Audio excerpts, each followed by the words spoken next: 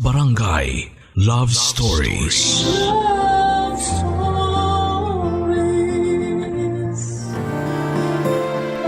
Ika nga nila, age is just a number. Walang agwat ng edad ang makakapigil kapag puso na ang nagdikta kung sino ang nais nitong mahalin. Pero dahil sa mapanghusgang lipunan ay nagiging mali po ito. Ikaw, kapuso, hanggang saan mo kayang ipaglaban at patunayan ang inyong pagmamahalan sa kabila ng napakaraming hadlang. Dear Papa Dudut, magandang araw sa inyo at sa mga loyal kabarangay na nakikinig ngayon. Itago nyo na lamang po ako sa pangalang Madi, 38 years old at kasalukuyang nakatira sa Mekawayan, Bulacan. Bata pa lamang ako noon ay pangarap ko nang maging isang teacher dahil parehong teacher ang mga magulang ko. Pero dahil sa katandaan ay nag-retire na sila at dahil nga sa gusto kong sumunod sa kanilang yapak, ay nagpursige ako sa pag-aaral, Papa Dudut. Hindi naman ako nahirapan dahil nariyan sila para gabayan ako.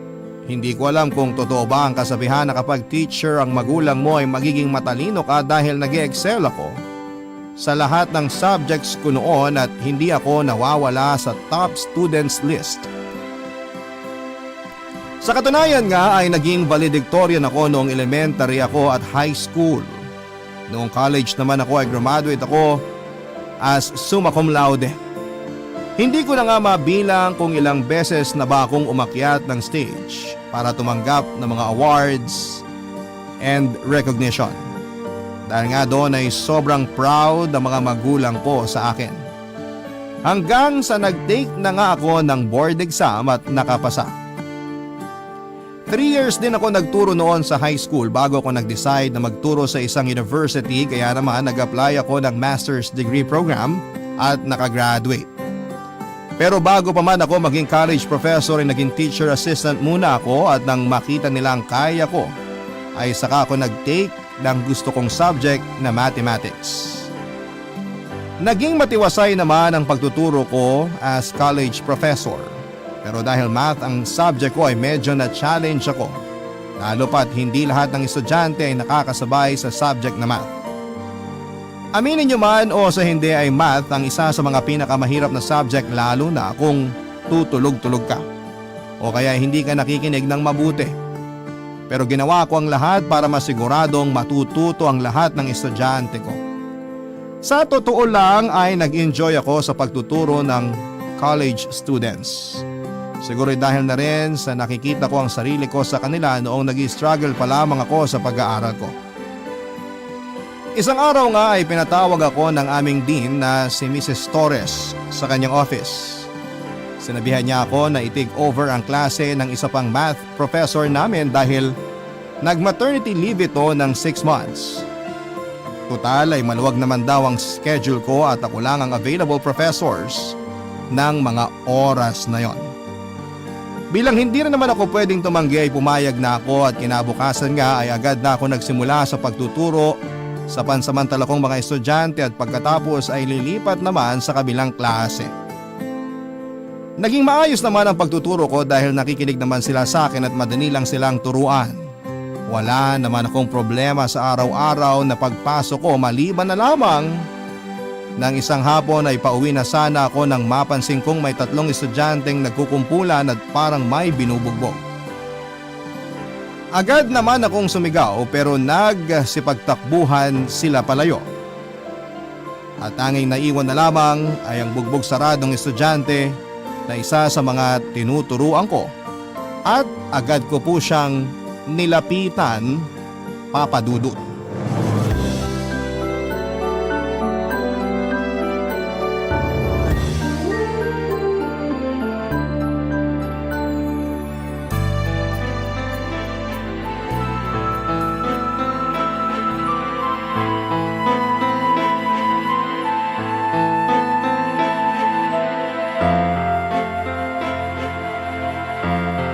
Sus Mariosep! Teo, kaya mo bang tumayo? Halika kita. Dahan-dahan lang. Salamat po. Ano bang nangyari? Bakit ka binugbog ng ganyan? Kaaway mo ba yung mga yon? Hindi po. May utang po kasi ko sa kanila. Ha? Utang? Teka nga, mamaya na natin pag-usapan yan. Mukhang kailangan na kitang dalhin sa ospital. Kaya mo bang maglakad? Kaya naman po. Ayun lang naman yung kotse ko. Tiisin mo lang muna. Lakad lang tayo ng konti. Oh, dahan-dahan ha. Anong masakit sa'yo? Masakit po tong tagiliran ko eh. Bago po kayo dumating, sinipa-sipa po nila ako nung napaiga ako. Ang bayolente naman ng mga yun. Oh, sakay ka na. Dahan-dahan lang. Maupo ka lang muna dyan. Teka, suotin natin tong seatbelt. Huwag kang matutulog ha. Dadaling kita sa ospital para magamot ka kaagad. Salamat po, ma'am. Wala yun. Pasensya na po sa abala. Hindi, okay lang. Responsibilidad ko rin to bilang teacher.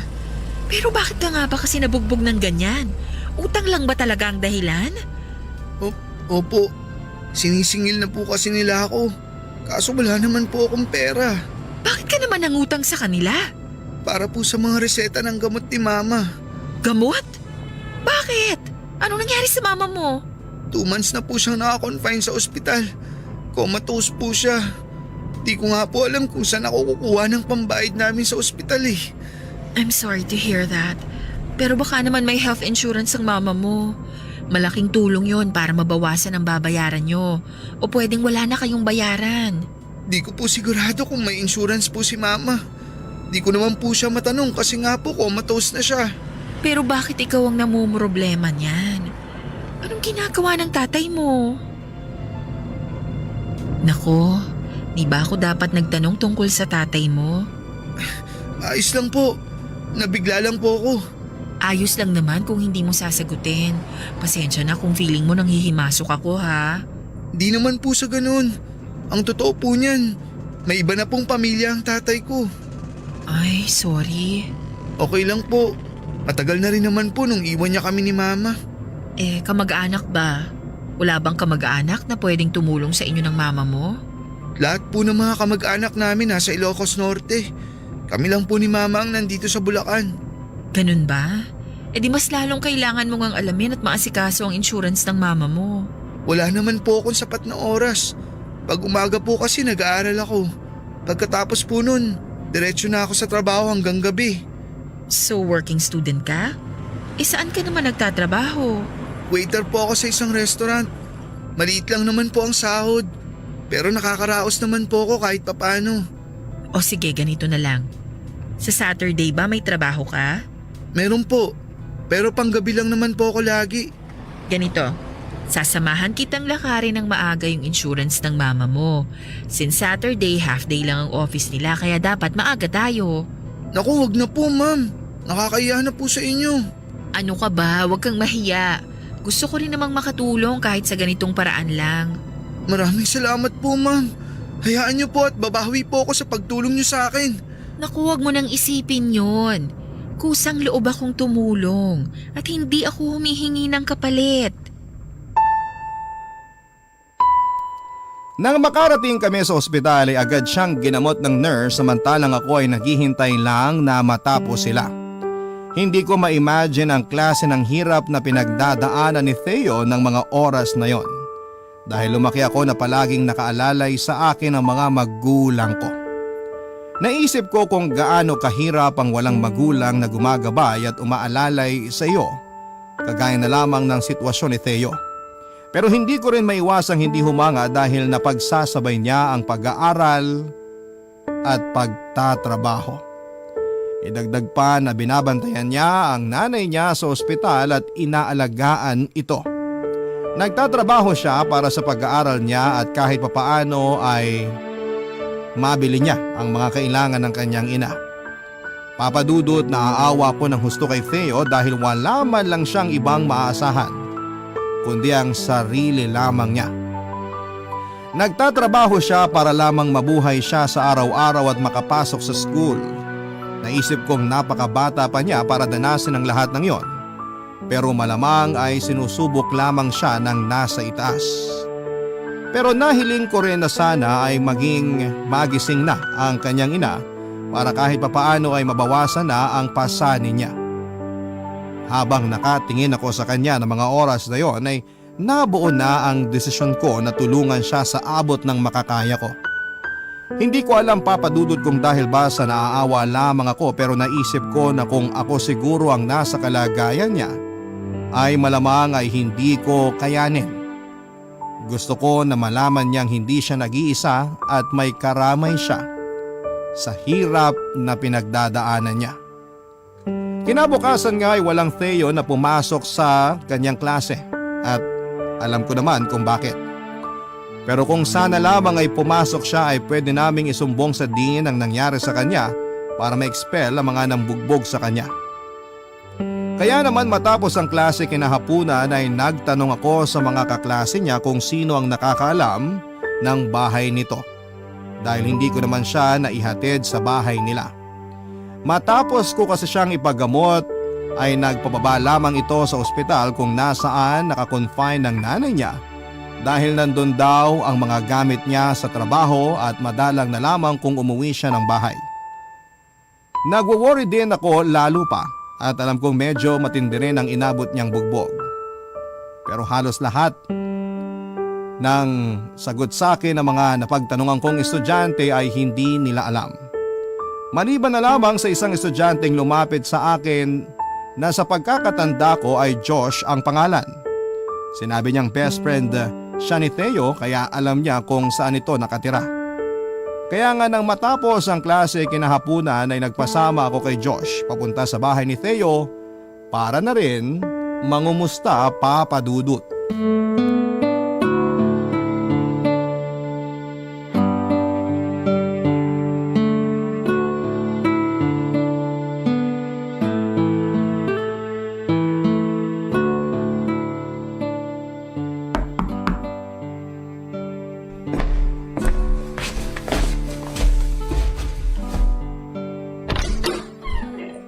Oh, Tol!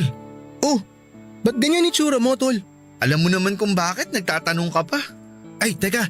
Kasama ko pala si Ma'am Maddie. Hi Theo, kumusta? Ay, ayos lang po ako.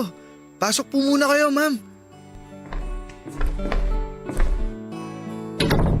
Feel at home lang po kayo rito, ma'am. Upo lang po kayo. Thank you. May problema po ba? Pasensya na po kung di ako nakapasok. Okay lang, alam ko namang nagpapagaling ka pa. Opo. Pero kaya ko na pong pumasok bukas. Sigurado ka? Opo. E di mabuti kung ganon para mai-report na natin to kay Mrs. Torres. Kasi hindi natin pwedeng palampasin tong nangyari sa'yo. Wag na po, ma'am. Ayos naman na po ako. Tsaka kasalanan ko rin naman po kasi. Hanggang ngayon, di ko pa nababayaran yung inutang ko sa kanila eh. Hindi pa rin yung dahilan para gawin nila yan sa'yo.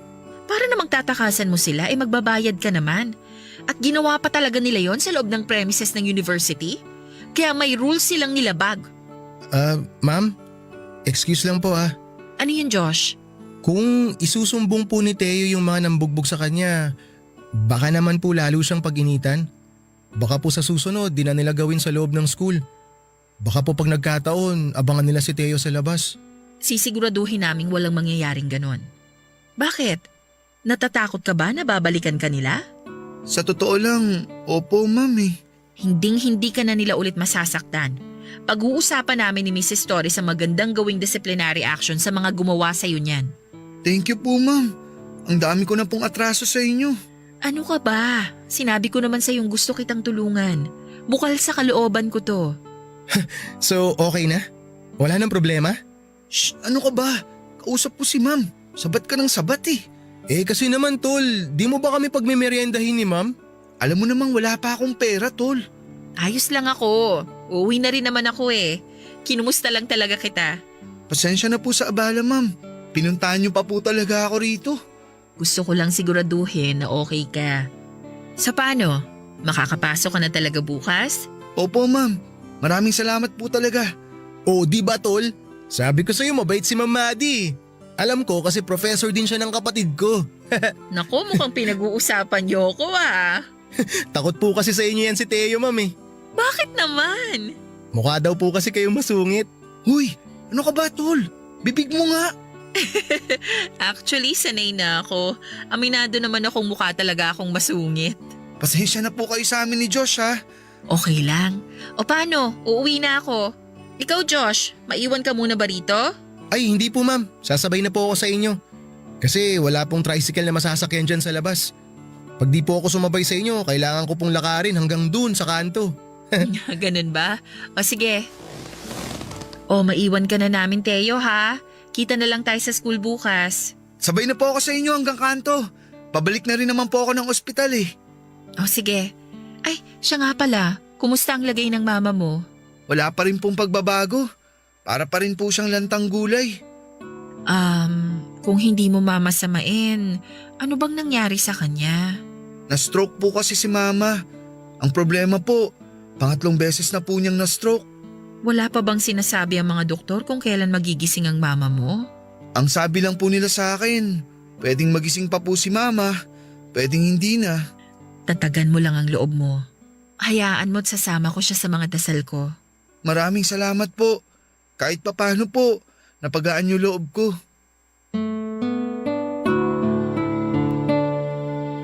Kinabukasan nga ay pumasok na si Theo at nai-report na namin sa dean ang nangyari sa kanya at nabigyan ng proper disciplinary action ng mga nanakit sa kanya.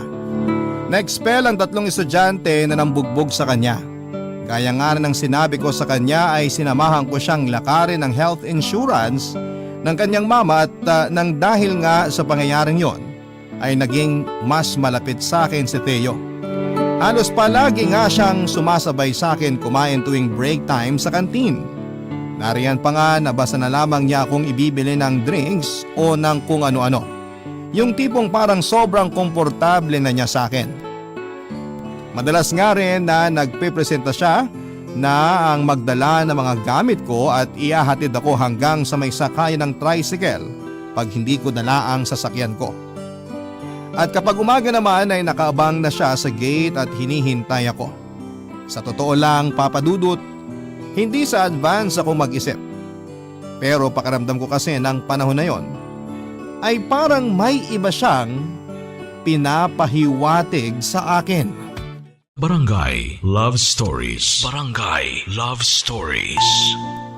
Papa Dudut, pinilit ko pong baliwalain lahat ng mga napapansin ko kay Theo dahil baka masyado lamang akong nag-o-overthink. Na baka tumatanaw lamang siya ng utang na loob sa akin.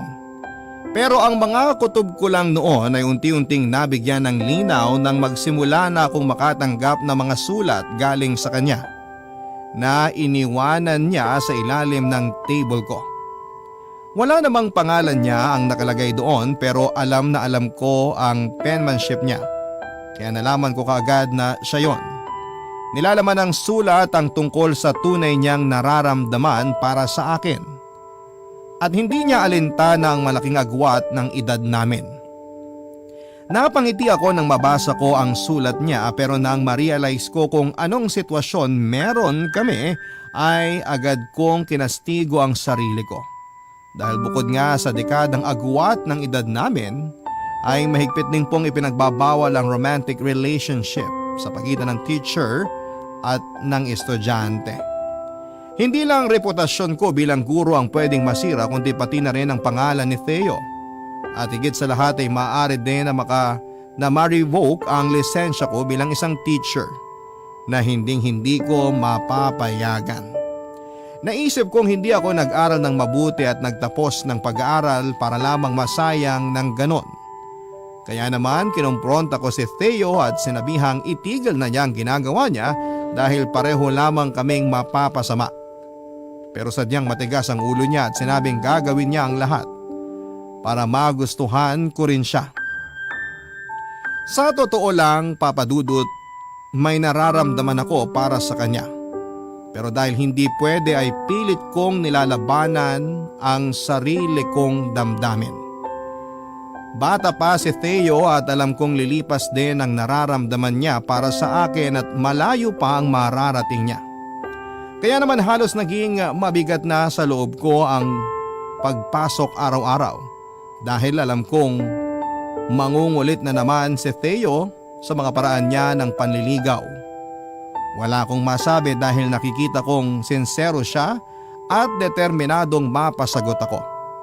Pero hindi yon kasali sa mga plano ko sa buhay at iniisip ko ang maaaring sabihin ng mga estudyante ko at ng mga co-teachers ko. Ganon ang setup namin at hindi rin nagtagal ay tuluyan na akong nahulog sa kanya. Hindi naman kasi siya mahirap magustuhan, Papa Dudut. Mabait siya at masayahin sa kabila ng sari-saring problema niya sa buhay. Lalo pa at wala pa ring balita kung kailan magigising ang nanay niya. Naitanong ko nga minsan sa kanya kung paano pa siya naisisingit ang oras ng panliligaw niya sa akin. Kung tutuusin ay napakahaba ng oras na iginugugol niya sa pagbabantay sa ospital pagkagaling niya ng school. At kapag gabi naman ay nagtatrabaho pa siya. Pero ang sagot lamang niya sa akin ay gagawa at gagawa siya ng paraan para makapaglaan ng kahit kaunting oras para sa akin. At dahil nga opisyal na kaming magkasintahan na ipinakilala na niya ako sa kanyang nanay kahit na comatose pa ito sa ospital.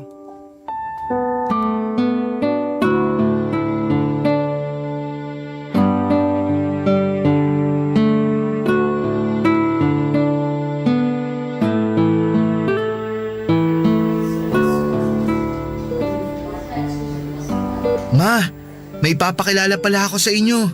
Si Maddie, girlfriend ko. Kung naririnig niyo lang ako, paniguradong pagagalitan niyo ako. Malamang sasabihin niyo sa akin na maganap ako ng kaedad ko. Pero mahal ko po talaga siya eh. Sana lang maintindihan niyo ako. Kaya gumising na kayo dyan, Ma. Para naman makilala niyo siya. Feeling ko tuloy nakagawa ako ng malaking kasalanan sa mama mo. Anong ibig mong sabihin? Ang bata mo pa pero pumatol ka sa mas matanda sa'yo. Matanda ka dyan. 31 ka lang naman ah. Tsaka di na ako bata. 21 na ako. Kaya ko na magdesisyon para sa sarili ko. Isa pa, di kasalanan kung magmahalan tayo. Walang mali dun. Alam mo kung ano yung mali? Yung mga taong nagsasabi na kailangang halos magkaedad lang ang dalawang tao na nagmamahalan. Eh hindi naman edad ang namimili kung sinong mamahalin natin. Grabe, ang mature mo na talagang mag-isip. Kailangan eh. Ayoko kasing ikaw lang ang magdadala ng relasyon natin. Ako pa rin ang lalaki. Ano ka ba? Tanggap kita ng buong buo. Pero syempre, hindi mo rin maiaalis sa akin ang hindi mag-alala sa sasabihin ng ibang tao tungkol sa atin. Huwag mo silang pansinin. Wala naman tayong ginagawang masama eh. Nagkataon lang na nagtagpo tayo sa maling panahon. Pero gagawin nating tama yun. Ewan ko ba naman kasi sa'yo. Magkakagusto ka na lang sa katulad ko pang malaki ang agwat ng edad sa'yo. Eh bakit ba?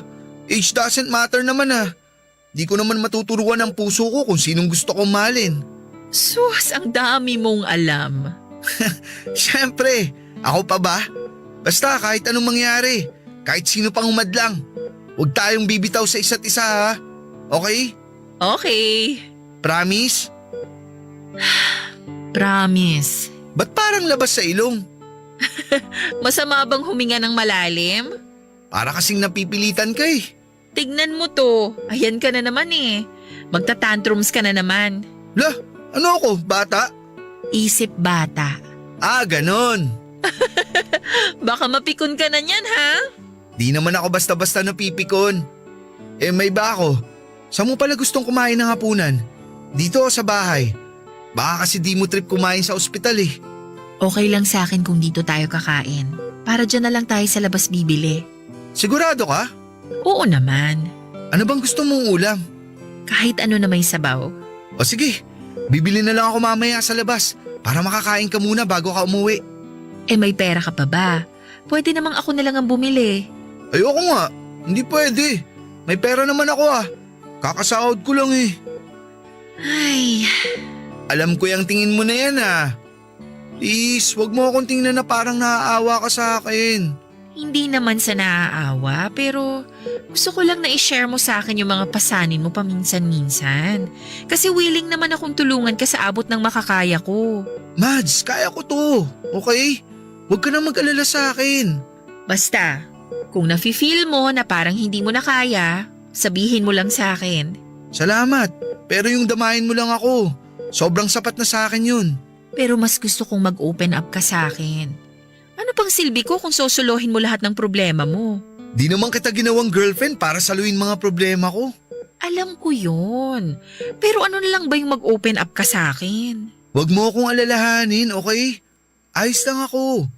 Hayaan mo, tatandaan ko yung sinabi mo. Nagkwentuhan pa nga kami ni Theo ng matagal at hindi ko na malaya ng oras. Napansin ko na lamang na madilim na sa labas kaya nagpaalam na ako sa kanya na kailangan ko nang umuwi.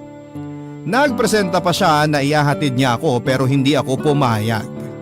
Sinabihan ko na lamang siya na bantayan na lamang ang nanay niya at hindi na siya nakipagtalo sa akin. Pero bago ako umuwi ay binilhan ko muna siya ng pagkain na kinagulat pa niya. Balak pa nga sana niya akong bayaran pero mariin akong tumanggi dahil binili ko naman yon ng kusa para sa kanya. Nagbilin pa ako sa kanya na ubusin niya ang pagkain niya bago pumasok sa trabaho at nagpasya na akong umuwi. Isa pa sa dahilan kung bakit hindi ako pumapayag na magpahatid sa kanya ay dahil sa takot ko na baka makita siya ng mga magulang ko. Hindi ko kasi alam kung paano ko sasabihin sa kanila na nagawa kong makipagrelasyon sa lalaking mas bata sa akin at sa estudyante ko pa. Kaya naman lahat ng pag-iingat ay ginawa na namin para lamang huwag kaming mahuli. Pero totoo nga ang kasabihan na walang lihim na hindi nabubunyag, Papa Dudut.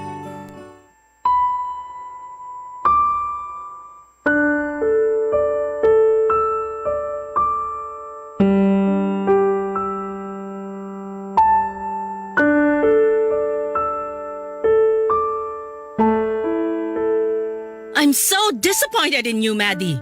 Of all people, ikaw pa talaga ang sumuway sa mahigpit na patakaran ng eskwelahang to? I'm so sorry, Mrs. Torres. Alam ko pong mali ang nagawa ko. Pero bigyan niyo po sana ako ng chance na itama yung pagkakamali ko. You know what, Maddie? Wala akong pakialam sa personal affairs mo. Pero hindi ko mapapalagpas to. Nakipagrelasyon ka sa estudyante mo at nakita kayo na nagyayakapan ng magulang ng isang estudyanteng nag-aaral dito. Ano na lang ang sasabihin nila? Na pinapayagan namin ang ganitong bagay? Alam mo bang inilalagay mo sa alanganin ang reputasyon ng university na to? Wala pong kasalanan dito si I'm not talking to you, Theo. Maghintay ka kung kailan kita kakausapin bago ka magsalita. Naiintindihan mo? Sorry po. So back to you, Maddie. Alam mo naman siguro kung anong consequences ng ginawa mo. Yes, Mrs. Torres. I've always been proud of you. Isa ka sa napakahusay na professor ng university na to. Sa tagal mo nang nagtuturo dito, kahit kailan wala ako naging problema sa'yo. Kaya nga nung may nagsumbong sa akin kahapon, ayoko maniwala. Kasi kilala kitang may delikadesa at dignidad at mahal mo ang propesyon mo. Ano bang tumakbo dyan sa utak mo? Anong dahilan bakit ka nakipagrelasyon sa estudyante mo? Anong dahilan at nagawa mong suwayin ang patakaran dito? I'm sorry, Mrs. Torres. Alam kong wala akong excuse sa nangyari pero nagmahal lang naman po ako. Sorry po kung hindi ko napigilan ang sarili kong magmahal sa taong hindi ko naman dapat mahalin. Ay, Maddie, di kita hinuhusgahan sa kung anong nararamdaman mo. Pero teacher ka. Sana man lang naisip mo na walang madudulot na maganda ang pakikipagrelasyon mo sa isang estudyante. Ikaw dapat ang magsisilbing pangalawang magulang nila na gagabay sa kanila. Isa kang role model. Yan ba ang gusto mong gayahin ng ibang guro at estudyante? I'm sorry po. Kung ano man po ang kaparusahan na ibibigay niyo sa akin, maluwag ko pong tatanggapin. Kung kinakailangan po na hiwalayan ko si Theo, gagawin ko. Maddie! Well, dapat lang naman talaga na hiwalayan mo siya. Kasi baka sa susunod, hindi lang isang tao na nakakakilala sa inyong magsumbong sa akin. Naiintindihan mo naman siguro kung anong papel ko dito, Maddie. Na kahit anong mangyari, kailangan kong panatilihing malinis ang reputasyon ng universidad na to. Kahit pa mawala ng isang mahusay na guro ang kapalit. Mrs. Torres, please. Kahit anong kaparusahan po, huwag niyo lang po akong paalisin dito. Mali po ang nagawa ko. Pero kung parurusahan niyo po ako, huwag niyo na po sanang idamay si Teo. Magpahinga ka muna ng 1 buwan, Maddie. At ikaw, Teo, you're suspended for 1 week. 1 buwan po ang suspension niya? Wala naman po kaming ginagawang masama. Hindi pa ba masama tong relasyon nyo? Gaya nga ng sinabi ko, wala akong pakialam sa private life nyo. Pero ang ilagay nyo sa alanganin ng university na to ay hindi ko mapapalagpas. So I suggest, maghiwalay na muna kayo. Kung kayo talaga, I'm sure magkakabalikan kayo in the future. Graduating ka na rin naman, Teo. Maawa ka na sa sarili mo. 2 beses ka nang umulit ng 4th year. Please naman, gumraduate ka na. Makinig ka na lang, Teo. Nangako ka sa akin eh. Ganun lang ba yun? Hindi talaga dapat nangyari to in the first place. Kung hindi lang ako naging marupok at nagpadala sa bugso ng damdamin ko. Ay, Narinig mo ang professor mo, Teo. Para sa ikabubuti niyong dalawa to, alalahanin mo rin na isang respetadong guro si Maddie. Gugustuhin mo ba na masira ang reputasyon niya dahil lang sa makasarili mong desisyon? Kung talagang mahal niyo ang isa't isa, bibigyan niyo ng panahon ng mga sarili niyo hanggang sa maging tama na ang lahat at pwede na ang pag-iibigan niyo. naiintindihan ko po, Mrs. Torres. Pasensya na po kung naiskandalo ang university natin dahil sa amin. Well, since gusto ko nga na manatiling malinis ang reputasyon ng university na to, nakiusap ako sa witness na kung maaari, hindi na kumalat pa ang tungkol sa bagay na to at pumayag siya. Sinabi lang naman daw niya sa akin para habang maaga, mapigilan ang paglalapan ng sitwasyon. Pasensya na po talaga, Mrs. Torres.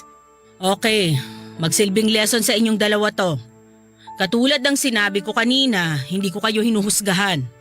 Pero may tamang panahon para sa lahat ng bagay.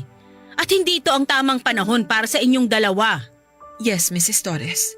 Ikaw, Teo, nauunawaan mo ba ang sinasabi ko? Malinaw na malinaw po, Mrs. Torres. Mabuti kung ganon. Bueno, huwag kayong mag-alala dahil lahat ng napag-usapan natin sa loob ng office ko, mananatili sa loob ng silid na to. Gusto ko rin kayong protektahan. Maraming salamat po talaga. Nagpasalamat na lamang ako sa Diyos dahil tinupad ni Mrs. Torres ang pangako niyang walang makakalabas na balita tungkol sa aming dalawa ni Theo. Pero dahil nga sa nangyari, tuluyan na kaming nagkahiwalay. Noon ko lang na-realize ang consequences ng ginawa namin at hindi ko mapigilang mahiya. Pakiramdam ko kasi ay dinungisan ko ang mahal kong propesyon. Ako ang matanda at naturing ang pangguro, ako dapat ang gumagabay kay Theo pabalik sa tamang daan. Pero alam ko namang kahit na magsisi ako ay hindi ko na maibabalik pa ang nasirang tiwala sa akin ni Mrs. Torres. Inisip ko rin kung paano ko ipapaliwanag sa mga magulang ko kung sakali man na malaman nila ang tungkol doon. Unang araw ng suspension namin noon, Papa Dudut, nang mapagpasyahan kong sa dein si Theo sa ospital. Nabanggit kasi niya sa akin na doon lang siya naglalagi kapag wala siyang pasok. Buong magdamag ko ring pinag-isipan ang mga sasabihin ko sa kanya bago ko siya puntahan ng araw na yon.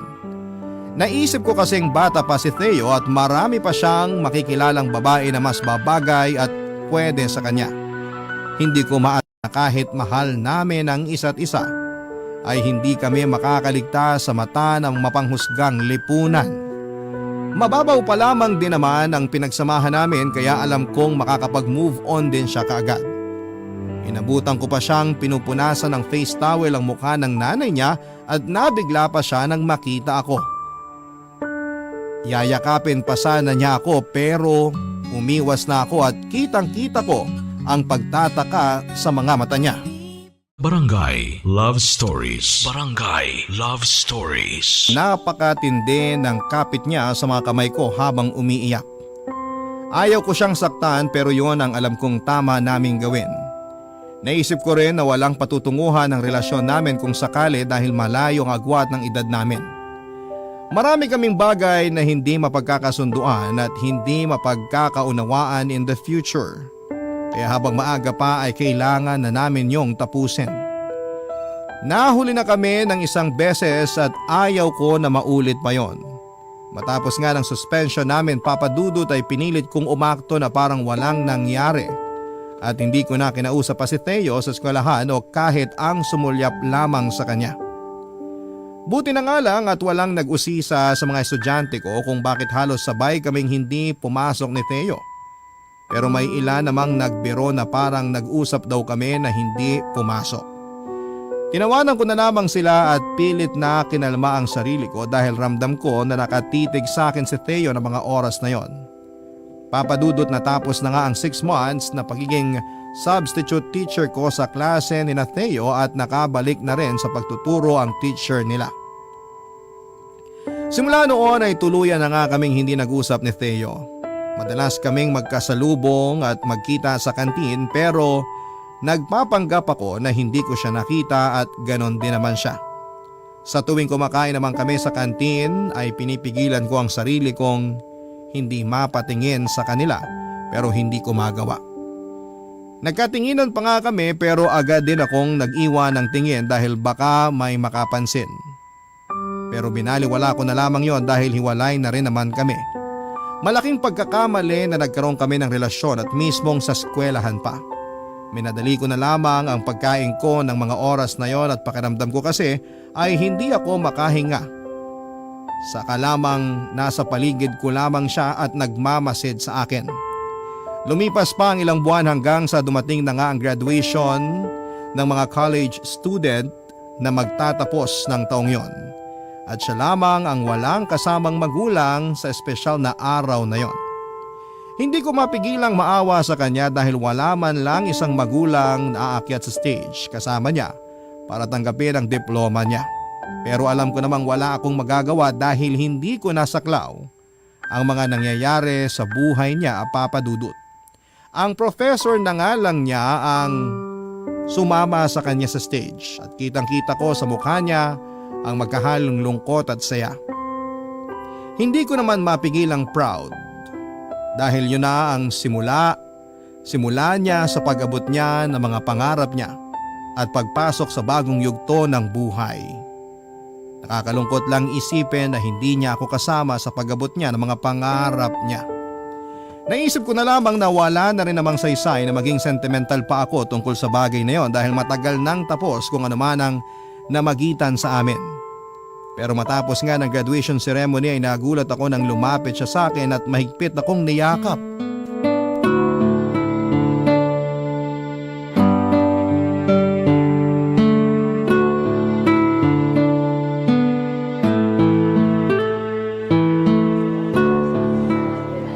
Madi, payakap naman! Teka, Teo! Huwag mo akong yakapin. Ano ka ba? Sorry, natutuwa lang ako. Finally, nakagraduate na rin ako. Akala ko ulitin ko na naman ang 4th year eh. Oh, bakit parang tensyonado ka? Nasa loob tayo ng university. Kaya dumistansya ka muna sa akin. Bakit? Graduate naman na ako ah. Pwede na tayo. Kahit na. Doon nga tayo sa bench mag-usap. Ang ingay dito eh.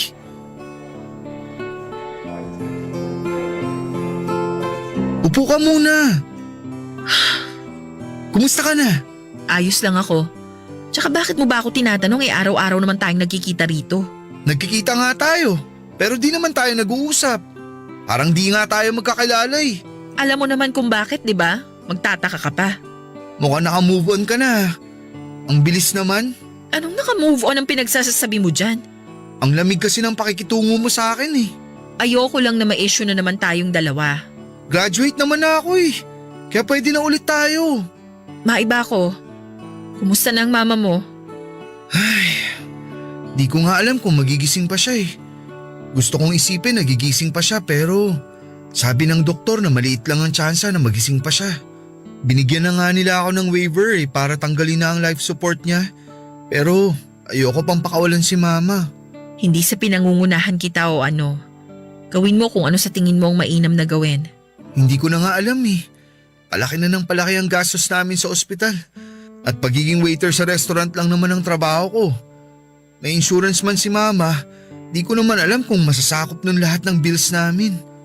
Halos magdadalawang taon na rin nakaratay si mama sa ospital eh. Pag nawala si mama, mag-isa na lang ako. Kaya nga kahit maliit na tsansa lang, umaasa ako na magigising pa siya. Alam kong wala ako sa posisyon para sabihin to. Pero hindi mo ba naiisip minsan na pagpahingahin na ang mama mo? Hindi sa pinangungunahan kita pero ikaw na rin ang nagsabi na maliit lang ang tsansa na magising siya. Naisip ko na yan. Pero ayoko pang bumitaw kay mama. Kahit gaano pa katagal yan, maghihintay ako. Hihintayin ko siya hanggang sa Diyos na talaga ang magpasya na kunin na siya sa akin. Kung ganun, patuloy ka na lang na magdasal para magising na ang mama mo. Pagdarasal ko rin siya. Salamat. Maiba pala ako. May itatanong sana ako pero sana sagutin mo ng totoo. Ano yon? Wala ka na bang feelings para sa akin? Oo, hindi lang ang sagot. Ano? Di naman ako magagalit kung sasabihin mong hindi. Irerespeto ko nararamdaman mo. Nagtatanong lang ako kasi para malaman ko kung may pag-asa pa ba na magkabalikan tayo. Ikaw ang tatanungin ko. Ba't umaasa ka pa na magkakabalikan tayo? Tinatanong pa ba yun? Kasi mahal pa rin kita. Nagpursige ako makagraduate hindi lang para kay mama at sa sarili ko, kundi para na rin maging karapat dapat sa'yo. Kasi kung sakali man na magkabalikan tayo, gusto kong may pagmalaki mo rin ako bahalang araw na hindi lang ako basta estudyante mo lang.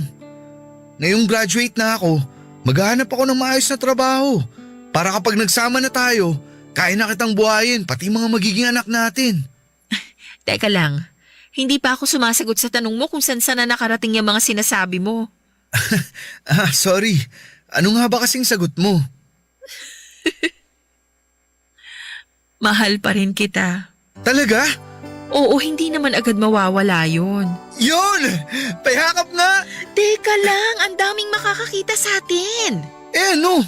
Di naman ako estudyante rito. Kahit na. Kumalma ka muna, pwede?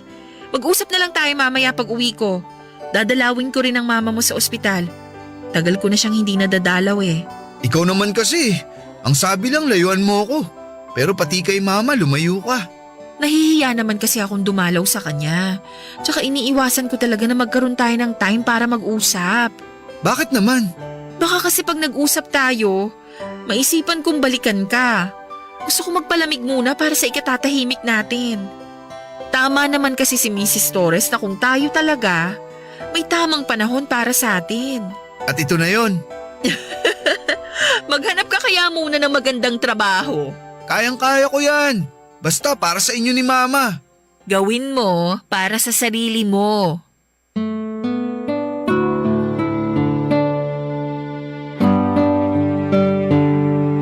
Papadudot gaya nga ng pangako ni Theo sa akin ay nagpursige siyang makahanap ng trabaho at nakapasok bilang call center agent sa isang malaking BPO company sa Makati. Ako naman ay nagpatuloy bilang isang guro dahil nanumpa ako na hanggat kaya ko ay magtuturo ako. Halos 7 buwan din niya akong niligawan noon bago ko siya tuluyang sinagot, Papa Dudut. Kilala na rin siya ng mga magulang ko at nasabi ko na rin sa kanila kung paano nga ba kami nagkakilala ni Theo. Noong una ay nagalit sila pero dahil hindi naman daw nadidiktahan ng puso ay wala na raw silang magagawa at ang importante na lamang daw ay pareho kaming masaya. Naging proud pa nga sila sa amin dahil ginawa namin ang tama at yon ay ang hinintay ang tamang oras kung kailan pwede na naming ituloy ang pagmamahala namin. Na hindi namin ipinilit ang bagay na hindi pwede dahil sa iba't ibang circumstances. Hindi rin naman sila tumutol nang sabihin kong 10 years ang age gap namin ni Theo dahil malalaki na raw kami at nasa hustong edad na. Nagpasalamat ako ng husto sa kanila noon dahil ramdam ko talaga ang pagmamahal nila sa akin at syempre masaya ako dahil tanggap nila ang relasyon naming dalawa. Pero mahigpit silang nagbilin kay Theo na maghanap muna ng trabaho bago ako asawahin. At dahil doon ay napuno ng tawanan ang buong bahay namin. Sa totoo lang, Papa Dudut, takot akong magmahal ng mas bata sa akin dahil hindi lahat ng kapareho ng sitwasyon namin ni Theo ay nagtatagal. Pero dahil sa kanya ay handa po akong sumugal. Naisip kong masaktan man ako ay naranasan ko naman ang magmahal at ang mahalin. Hindi ko nga maintindihan kung bakit sa tinagal-tagal kong pagiging single ay kay Theo ako bumagsak. Pero ayon nga sa isang kasabihan na God moves in mysterious ways, ay naisip kong baka nga may plano siya para sa amin na kami talaga ang nakatadhana para sa isa't isa. Wala na rin kaming pakialam sa mga sasabihin ng iba at ang importante ay mahal na mahal namin ang isa't isa. Pero kung kailan nga kami nagsisimulang mamuhay ng masaya bilang magkasintahan, ay saka naman kami nakatanggap ng tawag mula sa ospital at sinabing patay na ang nanay ni Theo. Pareho kaming nasa trabaho noon kaya naman dali-dali kaming nag-excuse para makapunta sa ospital. Kitang-kita ko ang unti-unting pagsalampak ni Theo sa sahig habang umiiyak at pilit na ginigising ang nanay niya na alam kong hindi na magigising. Dahil mismong mga doktor na ang nagsabi na hindi na kinaya ng katawan ng nanay ni Theo at isa pa raw na dahilan ay mahina na ang mga organs nito lalo na ang puso. Kalahati ng buong bill na lang ang binayaran namin, 2 sa ospital dahil may kalahati na na-covered sa insurance ng mama niya. 3 araw ding binurol ang nanay ni Theo at halos lahat ng co-teachers ko at mga kaklase niya noong college ay nakiramay. May ilan din sa mga katrabaho niya nagpunta at naroon din sila noong araw ng libing. Matapos mailibing ang kanyang mama ay ilang buwan pa kaming nagluksa. Pero dahil kailangan niyang tanggapin ang mga nangyari at nagpatuloy na siya sa buhay, dinamayan ko siya at sinigurado kong hindi niya mararamdaman na nag-iisa siya, Papa Dudut.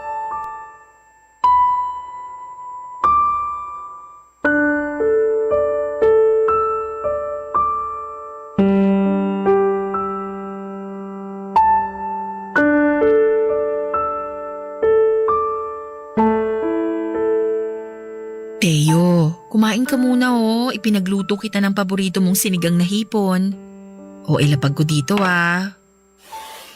Di ako nagugutom. Mauna ka na munang kumain. Masamang pinaghihintay ang pagkain. Wala talaga akong ganang kumain eh. Anong wala? 3 araw ka nang hindi kumakain. Gusto mo bang ikaw naman ang magkasakit? Di nga kasi ako nagugutom. Tingin mo ba matutuwa ang mama mo pag nalaman niyang ganyan ang ginagawa mo? Tingin mo ba gusto niya yung nagkakaganyan ka? At ako, sa tingin mo ba hindi ako nasasaktan pag nakikita kitang ganyan? Alam kong mahirap para sa iyo ang mga nangyari, pero hindi ibig sabihin nun titigil na ang pag-ikot ng mundo mo. Buhay ka pa at kailangan mong tanggapin ang nangyari kahit na masakit. Hindi pa ako namamatayan ng mahal sa buhay. Pero alam kong walang kapantay na sakit ang mararamdaman ko kapag nangyari yon. Pero hindi ibig sabihin na pag nawalan ka ng mahal sa buhay, unti-unti mo na rin papatayin ang sarili mo. Magluksa ka, sige. Pero wag mo naman sanang pabayaan ang sarili mo. Ang sakit-sakit kasi. Oo, masakit. Pero kailangan nating tanggapin na wala na siya. Alam ko naman yun. Pero di ko naman mapipilit ang sarili ko na tanggapin agad ang nangyari. Kung sa'yo ito nangyari, for sure, mahihirapan ka rin. Pero not to the point na parang gusto ko na ring mamatay. Isipin mo na lang na nasa maayos na siyang kalagayan. Masaya na siya at hindi na nahihirapan. Kailangan ko lang ng panahon para maghilom ang sugat sa puso ko sa pagkawala ni Mama. Sapat na panahon lang. Nandito lang ako. Hindi ka nag-iisa. Sasamahan kita hanggang sa maging okay ka. Salamat, Mads ha. Ikaw na lang nagsisilbing lakas ko ngayon. Kung wala ka, siguro napanghinaan na ako ng loob. Manalig ka lang palagi sa nasa itaas. Lahat ng ginagawa niya may dahilan. Hindi niya to ginagawa para pahirapan at pasakitan tayo. Salamat kasi nandyan ka palagi sa tabi ko. Sinabi ko naman sa'yo, di ba? I-share mo lang sa akin lahat ng sakit na nararamdaman mo. Para kahit papano gumaan ang loob mo. Salamat talaga. Pasensya ka na kung madalas matigas ang ulo ko ha. Ano pa nga ba? Ako ang mas matanda kaya ako ang dapat laging umuunawa sa'yo. Sus, ayan ka na naman eh. Bakit? Totoo naman ah. Kainin mo na nga tong pagkain mo. Ayan, lumalamig na tuloy yung sabaw. Okay na yan. Importante, masarap pagkakaluto. Sige na, kumain ka lang ng marami. Ikaw, Di ka pa ba sasabay? Sasabay. Kaya nga may ekstrang pinggan at kubyertos eh. Kailangan ko na rin palang pumasok sa trabaho. Nagamit ko na lahat ng emergency leave ko eh. Di ba pwedeng mag-extend ka ng leave? Nagluluksa ka pa naman eh. Gamit na lahat eh. Baka matanggal ako sa trabaho pag nag-extend pa ako. Tsaka tama na to. At least magkakaroon ako ng libangan. Sa bagay, may point ka naman. Basta lagi mong tatandaan. Magiging maayos din ang lahat. Oo, basta't magkasama tayo lagi. Pasensya ka na nga pala ha. Pasensya saan? Kasi lagi mo akong iniintindi. Laging ikaw ang nagko-comfort sa akin at tumutulong sa akin. Ni wala man lang akong magawa para sa'yo. Anong wala? Mahal mo ako, di ba? Sapat na sa akin yun. Isa pa, mas kailangan mo ng comfort ngayon kaysa sa akin. Huwag mong ikumpara yung mga nagagawa ko para sa'yo sa mga nagagawa mo para sa akin. Wala tayo sa kompetisyon. Give and take lang naman yan. Hayaan mo. Gagawin ko ang lahat para maging karapat-dapat ako sa'yo. Teo, matagal mo nang napatunayan sa akin na karapat-dapat ka. Kaya wala ka nang dapat gawin para lang patunayan ng sarili mo. Maayos tayong nagsasama at pareho tayong may maayos na trabaho. Mahal natin ang isa't isa. Gusto na kasi kitang pakasalan eh. Kaso nag-iipon pa ako. Ayoko naman ng simpleng kasal lang para sa'yo. Kahit simple lang yan, pakakasalan kita.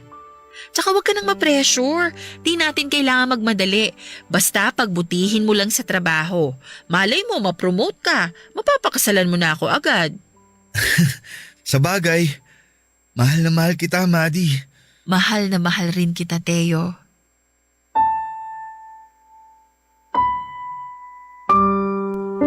Papadudot, hindi rin nga nagtagal ay na-promote sa trabaho si Theo bilang supervisor at natuwa ako ng husto para sa kanya. Alam ko na kung nasaan man ang mama niya ay magiging proud ito sa anak niya. Dahil sa kabila ng mga nangyari ay hindi ito pinanghinaan ng loob, bagkos ay mas nagpursigi ito sa buhay. At dahil nga may stable na siyang trabaho ay niyaya na niya akong magpakasal. Intimate wedding lamang ang nangyari at tanging mga malalapit lang sa amin ang imbitado. Siyempre hindi nawala ang din namin na masayang masaya na nagkatuluyan kami ni Theo. Naroon din si Josh, ang best man namin, ang anak ng co-teacher ko ang naging ring bearer at isa naman siya sa mga bridesmaid ko dahil kung hindi dahil sa pag-leave niya ay hindi ko makikilala si Theo. Pero dahil nga sa edad ko ay nahirapan akong magbuntis. Halos inabot din po ng 3 taon bago ako tuluyang nagbuntis. At talaga namang sobrang saya naming mag-asawa. Talaga nga na walang imposible sa Diyos dahil kung deserve mo ang isang bagay ay ibibigay niya yon. Sa ngayon po ay going stronger pa rin na mag-asawa kami. At going 2 years old na po ang baby girl namin. Wala na nga po akong mahihiling pa dahil kasama ko na ang 2 sa mga pinaka-importanteng tao sa buhay ko. At dito ko na nga po tinatapos ang kwento ng aking buhay, pag-ibig. Alam kong maraming nakarelate, nagtaas ng kilay o pwedeng nainis. Pero tao lang naman tayo na nagkakamali din. Ang importante lang ay matuto tayo at mag-grow dahil sa mga pagkakamaling yon. Maraming salamat po. Sana po ay mapili po ninyo ang sulat ko. More power sa inyong programa. Ang inyo pong forever kapuso at ka-barangay, Maddie. Barangay Love Stories.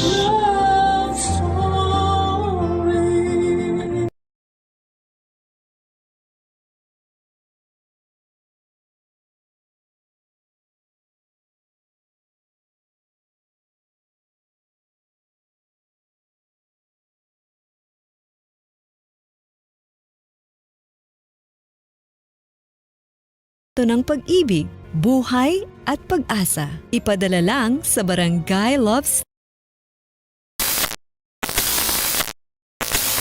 Ang mga kwento ng pag-ibig, kwento ng buhay at kwento ng pag-asa dito sa Barangay Love Stories. Love Stories.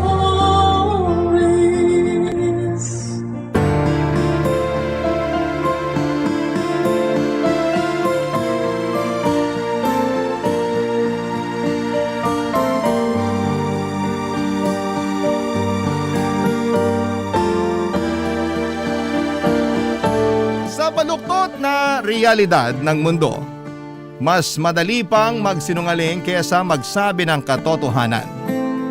Minsan sa galing manloko ng iba ay naging libangan na nila ang pagmamanipula sa kapwa. Ikaw kabarangay, may kilala ka bang magaling magsinungaling para magmukha silang mabuti sa paningin ng iba? Dear Papa Dudut, magandang araw po sa inyo. Ako po si Eros, 37 years old na ngayon at electronic engineer sa isang manufacturing company dito sa Pampanga. Nakatapos po ako ng college sa tulong ng tita kong nasa abroad. Hiwalay na po kasi ang mga magulang ko at kumikita naman si nanay sa paglalabada. Pero kulang na kulang pa rin yon para sa amin. Sa bayarin pa lamang sa kuryente at tubig ay hirap na ang nanay ko. Si tatay naman ay hindi na nagbibigay ng suporta sa amin mula noong sumama na siya sa kabit niya. Matagal-tagal akong naging tambay matapos makagraduate, Papa Dudut. Masipag naman ako sa mga gawaing bahay kaya halos hindi rin napapansin ni nanay ang pagiging tambay ko. Marami naman akong nakikitang hiring sa mga job site online pero tuwing tinitingnan ko yung qualifications nila, nagba-back out kaagad ako. Kaya naman naging libangan ko na lamang noon sa bahay ang pakikipag-chat sa mga dati kong kaklase. Mahilig din akong sumali sa mga group chat ng mga single at doon ko na nga po nakilala si Yana.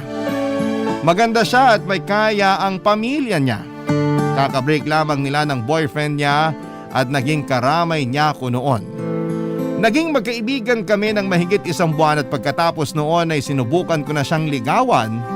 Pero bago niya ako sagutin ay hiniling niya na magkita muna kaming dalawa, Papa Dudut.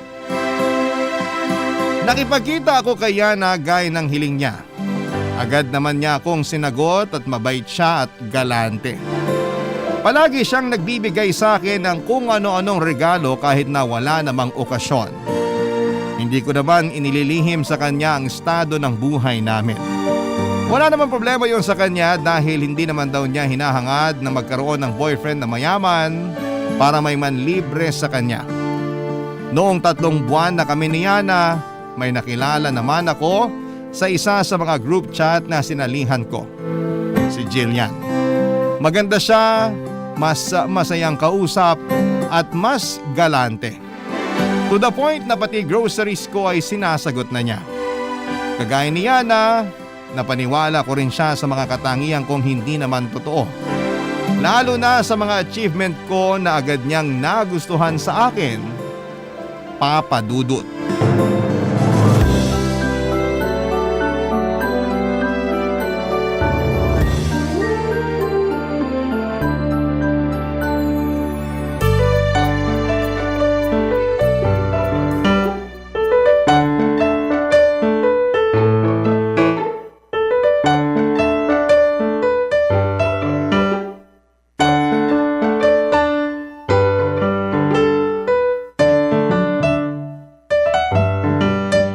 Ang dami naman masyado nitong pinamili mo, babe. Parang takot na takot kang magutom ako ah. Siyempre naman. Tsaka sabi mo nga, naghahanap ka pa lang ng trabaho. Hindi ka pwedeng magutom. Oh, ang sweet naman talaga ng girlfriend ko. Ganito naman talaga ako kahit sa boyfriend ko dati. Ay, kung kaya ko lang sana maging ganyan ka-sweet eh. Kaso, hindi naman ako mapera kagaya mo.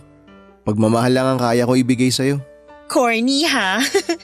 Pero seryoso, sabi ko nga sa'yo, hindi ako materialistic. Tsaka, mas gusto ko yung love language mo. Act of service. Mas sweet kaya yun. Ikaw talaga, pinapakilig mo na naman ako. Madali ka lang naman pakiligin.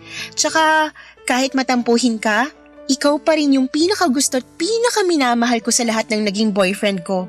Naiiba ka kasi sa kanila. Talaga? Oo, lalo na yung pagmamahal mo sa family mo.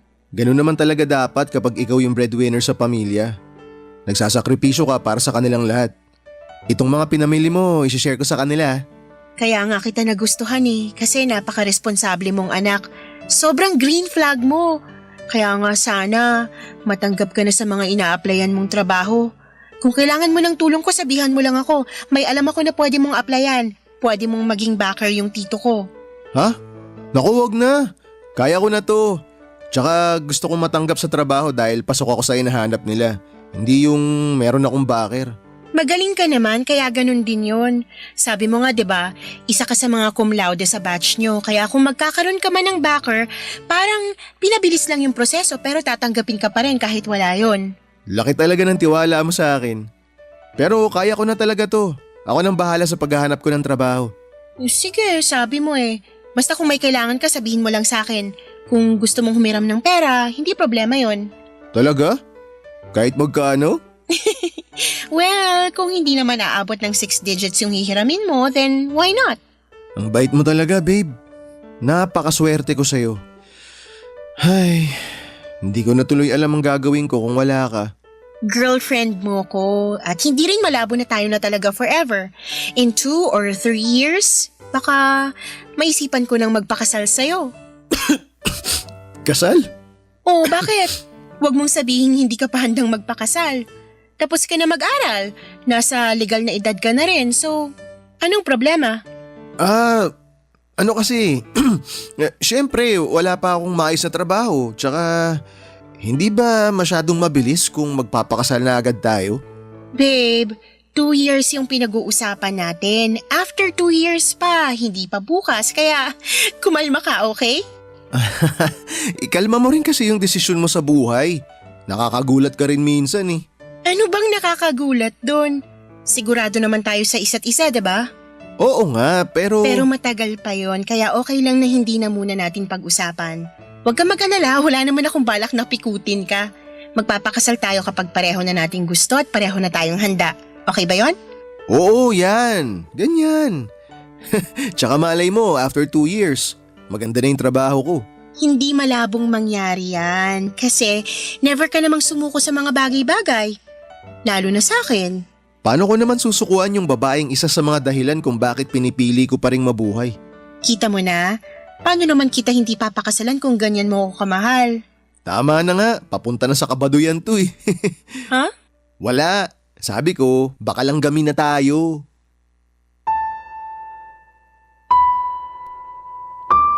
Papadudot, gusto ko naman talaga si Jillian pero aaminin ko na kahit kami na noon ay hindi pa ganon kalalim ang nararamdaman ko para sa kanya. Pero lahat ng gusto ko sa isang babae ay nasa kanya na kaya hindi naman siya mahirap na mahalin. Mas nangibabaw lang siguro noon sa akin yung pakinabang niya kesa sa anumang nararamdaman ko. Ngunit kahit gustuhin ko si Jillian ay batid ko naman na hindi pwedeng magtagal ang relasyon namin dahil kami pa rin ni Yana. Kapag nalaman nito na may iba pa akong karelasyon ay siguradong malaking gulo yun. Mula nang maging kami ni Jillian ay hindi na po ako umuwi sa bahay namin, Papadudot. Nangungupahan na lamang ako sa boarding house. 6,000 ang renta sa kwarto. May isang double deck sa loob nito at sapat na space para sa maliit na mesa at para sa mga gamit ko. Yung mga perang nakukuha ko kina Jillian at Yana ang pinanggagastos ko sa sarili ko at pang-upa ko doon sa kwarto. Nang malaman ni Joni na malapit lang sa pinapasukan niya ang boarding house ay nakihati siya sa akin sa renta para makatipid at hindi masyadong mapagod sa biyahe. Pero hindi yun alam ng dalawang girlfriend ko. Ang alam nila, umuwi ako sa amin at tinutulungan ko ang pamilya ko. Nag-aabot naman po ako noon kay nanay kahit kaunti para makatulong kahit papaano, pero mas malaki talaga ang gastos ko, lalo na kung para sa aking skincare routine. Malinis at maalaga po ako sa katawan, kaya kahit nadadagdagan ng edad ko ay hindi yon nahahalata, Papadudot. Sa mga unang buwan na pinagsasabay ko sina Yana at Jillian ay medyo naging smooth pa yon dahil wala naman silang nahahalatang kakaiba sa ikinikilos ko. Isa pa ay patas din ako sa kanila pagdating sa oras. Mabuti na lamang at pareho silang may trabaho kaya hindi kami madalas na nagkikita. Pero yung kaibigan ko ang tila konsensyang palaging bumubulong sa akin, Papadudot.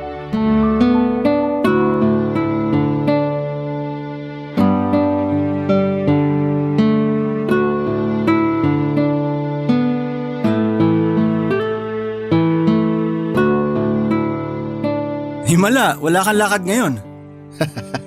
Huwag ka excited. Bukas pa. Sinong kasama mo? Si Yana o si Jillian? Sino pa edi mas galante? Si Jillian. Ibang klase ka talaga, tol. Lakas mo dun sa dalawa. Pero hindi ko kaya yung galawan mo. Ang sabihin mo, pangit ka lang talaga. Kaya hindi ka pwede sa mga ganitong diskarte. Sus, di naman nakaka-proud yung ganyang gawain. Parang low-key na scammer ka niyan eh. Kapag nalaman talaga yan ng kahit sino sa kanilang dalawa, ewan ko na lang kung saan ka pupulutin. Nag-iingat naman ako. Nag-iingat ka nga, pero hindi ka man lang ba nakukonsensya? Tol, pinaghihirapan din nila yung perang binibigay nila sa'yo. Alam ko. Pero maayos naman yung buhay nila eh. Sobra yung pera nila sa pangangailangan nila. Kaya hindi masama kung isi-share nila sa akin yun. Buti na lang, pareho silang galante. At ikaw naman, poging na sobrahan sa kapal ng muka. Ay, hindi pala. Para kang libro na pangit yung content, pero maganda yung book cover. Ipagmayabang mo ba namang cum laude ka at achiever kahit hindi? Grabe naman to. Kaibigan ba talaga kita? Baka naman mamaya, ilaglag mo ako sa dalawang yun ha? Hindi malayong mangyari yun kapag hindi ka pa nagtino. Tagal na kitang inaayang mag-apply dun sa pinapasukan ko ah. Magpapasa ka lang ng requirements, siguradong tanggap ka na. Kung ako nga napasang awa lang pero natanggap, ikaw pa kaya? Tapos ano? Sasahod ako ng wala pang 20,000 buwan-buwan? Kulang na kulang sa akin yun. At least may sarili kang pera. Hindi na lang ako magtatrabaho, lalo na kung ganyan lang kaliit yung kikitain ko. Sayang ang pagod ko sa ganyang klaseng sahod. Mas malaki pa yung natatanggap ko kina Jillian at Yana pag pinagsama ko eh. Maswerte ka kasi may inaasahan ka pa sa kanila. Pero paano kung nagsawa na yung dalawang yun? Tol, ikaw yung lalaki. Ang pangit namang tingnan kung sila na lang palagi yung gumagastos para sa'yo. Eh ikaw lang yung nakakaalam sa ginagawa ko, di ba? Kaya wala akong dapat na alalahanin.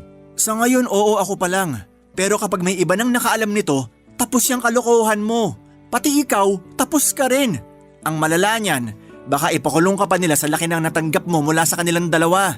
Hindi ko kailangan matakot. May kapalit naman lahat ng binibigay nila eh. Pinapasaya ko sila. Alam mo, hirap kasi sa kanilang mapipera. Masyadong malungkot yung buhay. Siyempre ako tong walang-wala pero handa naman akong pasayahin sila. Gets mo? Kita mo naman di ba? Hulog na hulog silang dalawa sa akin. Tsaka lalo na pag nangangailangan sila ng kasama tuwing gabi, lagi naman akong available eh. Kadiri ka. Kulang na lang maging pokpok ka dyan sa ginagawa mo. At least hindi ko na kailangan ng mamasang. Hindi ko kailangan tumambay sa kalye tapos may bubugaw sa akin. Babae na mismo ang lumalapit. Kaya kung ako sa'yo, manahin mo tong style ko. Walang kapagod-pagod at walang kahirap-hirap pero buhay na buhay. In short, batugan ka. Praktikal pare, hindi batugan. Praktikal. Kung ipaglalaban mo yan, ngayon pa lang mag-ipon ka na ng pampiyansa. At kung di mo kaya, dadalawin na lang kita ron. At least doon, hindi mo na kailangan magbayad ng renta. Sira ulo, hindi ako makukulong. Bago pa man nila ako mabisto, makikipaghiwalay na ako sa isa sa kanila. Kanino? Kaya na? Pwedeng siya, pwedeng si Jillian. Depende kung sino sa kanila yung unang magiging sakit sa ulo. Pero hanggat pareho silang maayos kausap, pareho silang matino, walang problema. Ay, bahala ka. Basta ako magkatrabaho na lang ng maigi. Makaranas man ng mataas na sahod o hindi, mahalaga, wala akong nilolokong tao. Kaya ka nagigipit kasi masyado kang maprinsipyo. Minsan kasi yung level up na diskarte, kailangan din ng konting dumi. Ibahin mo ako, tol. Sandali nga lang, baka mamaya mapunta pa sa away to ha. Ayoko mag-away tayo. Kaya mas maganda siguro kung hindi na lang kita papakialaman dyan sa ginagawa mo. Total, hindi rin naman kita kayang suportahan. Mabuti pa nga. Papadudot batid ko na hindi maganda ang mga naisagot ko noon sa kaibigan ko. Mabait naman po talaga siya at sa lahat ng mga naging kaibigan ko ay siya lang yung nagmamalasakit sa akin ng ganon. Palagi niya akong kinokontra kapag may ginagawa akong mali pero hindi niya rin naman ako ipinapahamak. Komplikado ang sitwasyon na pinasok ko pero handa naman akong panindigan yon at wala rin akong balak na idamay ang kaibigan ko. Ang kaso ay medyo nagkaproblema ako noong sinabi sa akin ni Yana na gusto akong makilala ng mga magulang niya. Ayoko pa sana dahil hindi pa ako handa pero hindi na ako nakatanggi noong nag-set up na siya ng date. para makilala ko ang parents niya na parehong nasa medical field. Professional sila kung makipag-usap at halata sa kanila na may pinag-aralan sila tuwing nagsasalita sila. Halos hilingin ko noon na lumubog na ako sa kahihiyan habang napagtatanto ko kung gaano kalaki ang diferensya ng pamilya naming dalawa. Nagustuhan naman ako ng mga magulang niya gaya ni Yana na paniwala ko rin sila sa mga achievement ko na hindi naman totoo. Ang alam nila, valedictorian ako nung elementary at high school at cum laude din naman nung college. Hindi ko naman masabing mahina ang utak ko pero isa lang talaga akong average student, Papa Dudut. Isa pa sa naging problema ko nang hilingin naman sa akin ni Jillian na makabisita sa bahay namin. Dahil nga may pagkamaselan siya sa pagkain at kalinisan ay hindi ko siya maisama sa bahay namin noon. Papa Dudut, malinis naman sa bahay ang nanay ko. Pero alam ko pong hindi magiging komportable doon si Jillian kaya palagi ako nagdadahilan. Pero kung nakalusot ako kay Jillian, kabaligtaran naman kay Yana dahil alam niya ang address ko. Ay sinorpresa niya ako isang beses, Papa Dudut. Barangay Love Stories. Barangay Love Stories. Papa Dudut, sinorpresa ako ni Yana sa bahay namin. Hindi ko alam kung paano ko siya noon i-welcome. Pero nakakatuwa lang na hindi naman siya nag-inarte. Ang kagandahan sa kanya ay marunong talaga siyang makisama. Kahit na may pagkamaarte siya ay hindi naman siya maselan sa pagkain noon. Laking pasasalamat ko na lamang na nasa bahay ako noong pumunta siya at para hindi ako mabuko ay sinabihan ko na lamang si nanay na huwag masyadong magkukwento noon kay Yana. Maayos naman ang naging pagbisita niya sa amin. Sinabi niya na wala naman akong dapat na ikahiya dahil malinis naman ang bahay namin at mabait naman ang nanay ko. Madali lang din pagsabihan yung mga nakababata kong kapatid kaya nakahinga talaga ako ng maluwag noon. Pero nang makauwi na si Yana ay doon na ako pinagalitan ng nanay ko. Hindi ko man lang daw sinabi na may girlfriend na ako at bibisita pa sa bahay.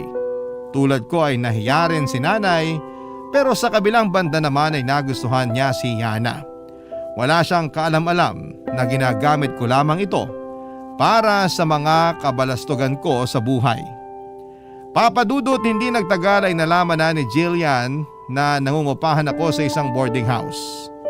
Idinahilan ko na lamang noon na kalilipat ko lamang doon para malapit ako sa mga ina-applyan ko. Nakumbinsi ko naman siya kalaunan pero sa madalas niyang pagpunta sa tinutuluyan ko ay unti-unti na rin kaming nagkaproblema ng kaibigan ko, Papa Dudut.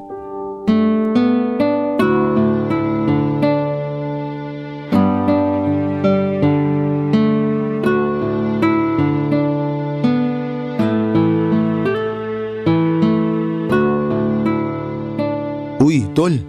Parang ang tahimik mo naman yata masyado. Maninibago ako sa'yo. Nasabi ko na nung nakaraan na hindi na ako makikialam sa mga ginagawa mo. Pero tol naman, kahit konting respeto lang naman sana. Anong pinagsasabi mo dyan? Yung madalas sa pagpunta ni Jillian dito, wala namang problema sa akin hanggat hindi ako nakakagambala sa privacy nyo. Pero yung nangyari kagabi, hindi na tama yun tol. Nasa iisang kwarto lang tayo at double deck pa tong hinihigaan natin. Kahit hindi ko kayo nakikita kasi nasa itaas ako, alam ko kung ano yung ginagawa nyo. Yun ba? Pasensya na tol. Hindi lang talaga napigilan. Kung gusto nyo maglampungan, mag-check-in na lang kayo. Sa halip na makapagpahinga na ako pag uwi ko rito, napupuyat pa ako sa pag-alog ng higaan ko. Pasensya ka na talaga. Hindi ko naman kasi mapagsabihan si Jillian na wag na muna pumunta rito eh. Kung gano'n naman pala, edi sana sinabi mo kaagad sa akin. Pwede naman ako maghanap ng malilipatan. Kaya ko mag-adjust basta may maayos lang na usap. Hindi yung nagbabastusan tayo rito. Teka nga sandali tol. Ano yung sinasabi mong nagbabastusan? Parang sobra ka naman yata magsalita. Ako? Sobra? Nakita mo ba ako nagdala ng babae rito? Tapos nakipag-sex this oras ng gabi habang nagpapahinga yung kasama ko sa kwarto? Tol, may pagkamaloko rin ako. Pero may respeto ko sa mga taong kasama ko. Kapag alam ko nga na kailangan nyo ng privacy, lumalabas na lang ako minsan eh. Pero ikaw, parang nakalimutan mo na makisama. Eh di ikaw na marunong makisama. Isa lang naman ang solusyon dyan eh. Kung di mo na ako kayang pakisamahan, eh di umalis ka na. Alam mo, sa totoo lang, hindi pa kikisama yung kailangan mo ngayon. Ang kailangan mo, yung taong kasing bastos mo. Tsaka sa pagkakaalam ko, may karapatan naman ako magreklamo kasi nagbabayad din ako ng renta dito. Pero sige, para wala nang gulo, aalis ako. Pagbigyan mo lang ako kahit hanggang sa Sabado. Pagka-uwi ko, hahanap na ako ng malilipatan ko. Yan, ganyan. Tama yan. Baka sakaling kapag mag-isa ka na, maintindihan mo na rin ako. Naiintindihan kita. Kahit nga hindi ka nakainti-intindi, ako na lang yung nagpapasensya. Ang kaso, masyado ka na nagiging mayabang at makasarili. Alalahanin mo tol, hindi mo sariling pera yung ginagasta mo. Kung yung mga bagay nga na pinaghirapan, mabilis lang mawala. Yung sayo pa kaya na galing lang sa dalawa mong jowa? Heto na naman tayo sa mga lecture mo eh. Tapos na tayo mag-aral, Junie. Tigilan mo ako sa mga ganyan mo. Pero natuto ka ba? Sa ginagawa mo para kang walang pinag-aralan eh. Buti pa nga yung mga tindera sa bangketa, yung mga kargador sa palengke. Nagtitiis sila kahit maliit lang yung kinikita, pero marangal naman yung trabaho nila. Samantalang ikaw na may pinag-aralan, nagpapalaki lang Isang ng… beses pa na insultuin mo ako, kakalimutan ko talaga na magkaibigan tayo. Talaga? Sige, walang problema. Mas mabuti pa ngang hindi tayo magkaibigan. Hindi ko na kailangan magtago ng kagaguhan mo sa buhay. Bakit? Magsusumbong ka kina Yana at Jillian? Paano kung gawin ko nga? Subukan mo! Para makita mo kung paano ko basagin yung mukha mo. Talaga? Para lang sa luho mo mananakit ka ng kaibigan? Umalis ka na! Huwag mo nang hintayin na magsabado. Hindi ko na kaya makasama yung katulad mo rito. Hakutin mo na yung mga gamit mo. Mabuti pa nga. Pero pag alis ko rito, hindi ibig sabihin nun tapos na yung problema mo. Kahit hindi ako yung magsabi kina Yana at Jillian, malalaman pa rin nila na niloloko mo lang silang dalawa. Papa Dudut, hindi na kami nagpansinan pa ni Junie mula ng gabing nag-away kami. Lumipat na siya sa inuupahan pero wala na akong naging balita sa kanya matapos noon. Dahil sa ugali ko ay nawalan ako ng mabuting kaibigan. Isa pa, kahit na ibibigay pa rin ng dalawa kong girlfriend lahat ng pangangailangan ko ay hindi ko pa rin magawang maging masaya. Naisip ko kasi na hindi na lang yon tungkol sa nasirang pagkakaibigan namin ni Junie, kundi dahil sa kinakain na rin ako ng konsensya ko. Gustuhin ko mang ayusin ang buhay ko ay hindi ko naman alam kung papaano ko yon sisimulan. Mula nang umalis si Junie ay doon ko lang naisip lahat ng mga sinasabi niya at napagtanto ko na tama nga siya, Papa Dudut. Matagal kong pinag-isipan yung magiging desisyon ko ng panahong yon. Hanggang sa umabot na ako sa puntong desidido na akong ayusin ang buhay ko. Pero kahit pareho kong gustong hiwalayan ang dalawa kong girlfriend, hindi ko na mahiwalayan si Yana dahil bukod sa kilala at gusto na siya ng nanay ko para sa akin, ipinakilala na rin niya ako sa mga magulang niya. Ito pang nakakahiya sa totoo lang. Nang malaman ng mga magulang ni Yana na hindi pa ako nakakahanap ng trabaho ay napilitan akong mag-apply sa kumpanyang nirekomenda ng kanyang ama. Dumating ang araw na nakipaghiwalay ako kay Jillian. Ayaw niyang pumayag nung una pero noong ako na mismo ang umiwas sa kanya ay wala na rin siyang nagawa pa. Alam kong nasaktan siya sa ginawa ko pero mas lalo lang naman siyang masasaktan kung hindi ko pa gagawin yon. Nagkaroon ako ng trabaho at pinanindigan ko yung relasyon namin ni Yana. Pumayag na rin ako noong minsan naming mapag-usapan na magpakasal na. Pero dumarating pa rin talaga noon ang pagkakataon na nagkakaproblema kami bilang mag-asawa. Isa pa, kahit na anong gawin kong pagpapakatino ay bumabalik pa rin ako sa dati kong mga gawain, Papa Dudut.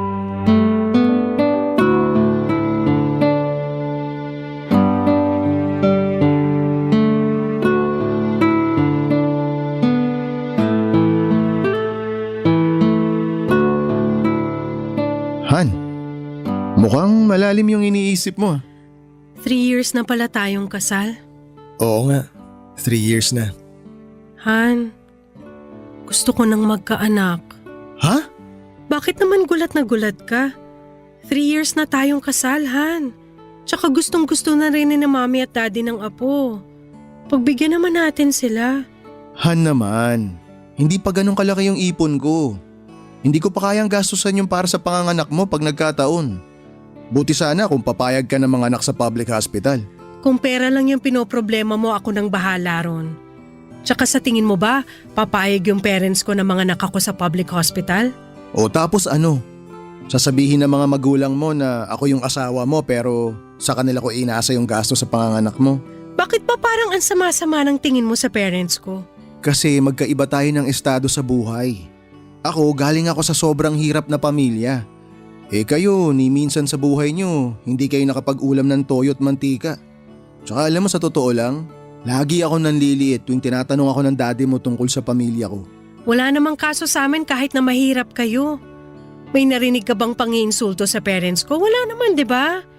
Tinulungan ka pa nga nila na magkatrabaho eh. Ay oo nga pala, tinulungan nila ako. At habang buhay ko ng utang na loob yun sa kanila.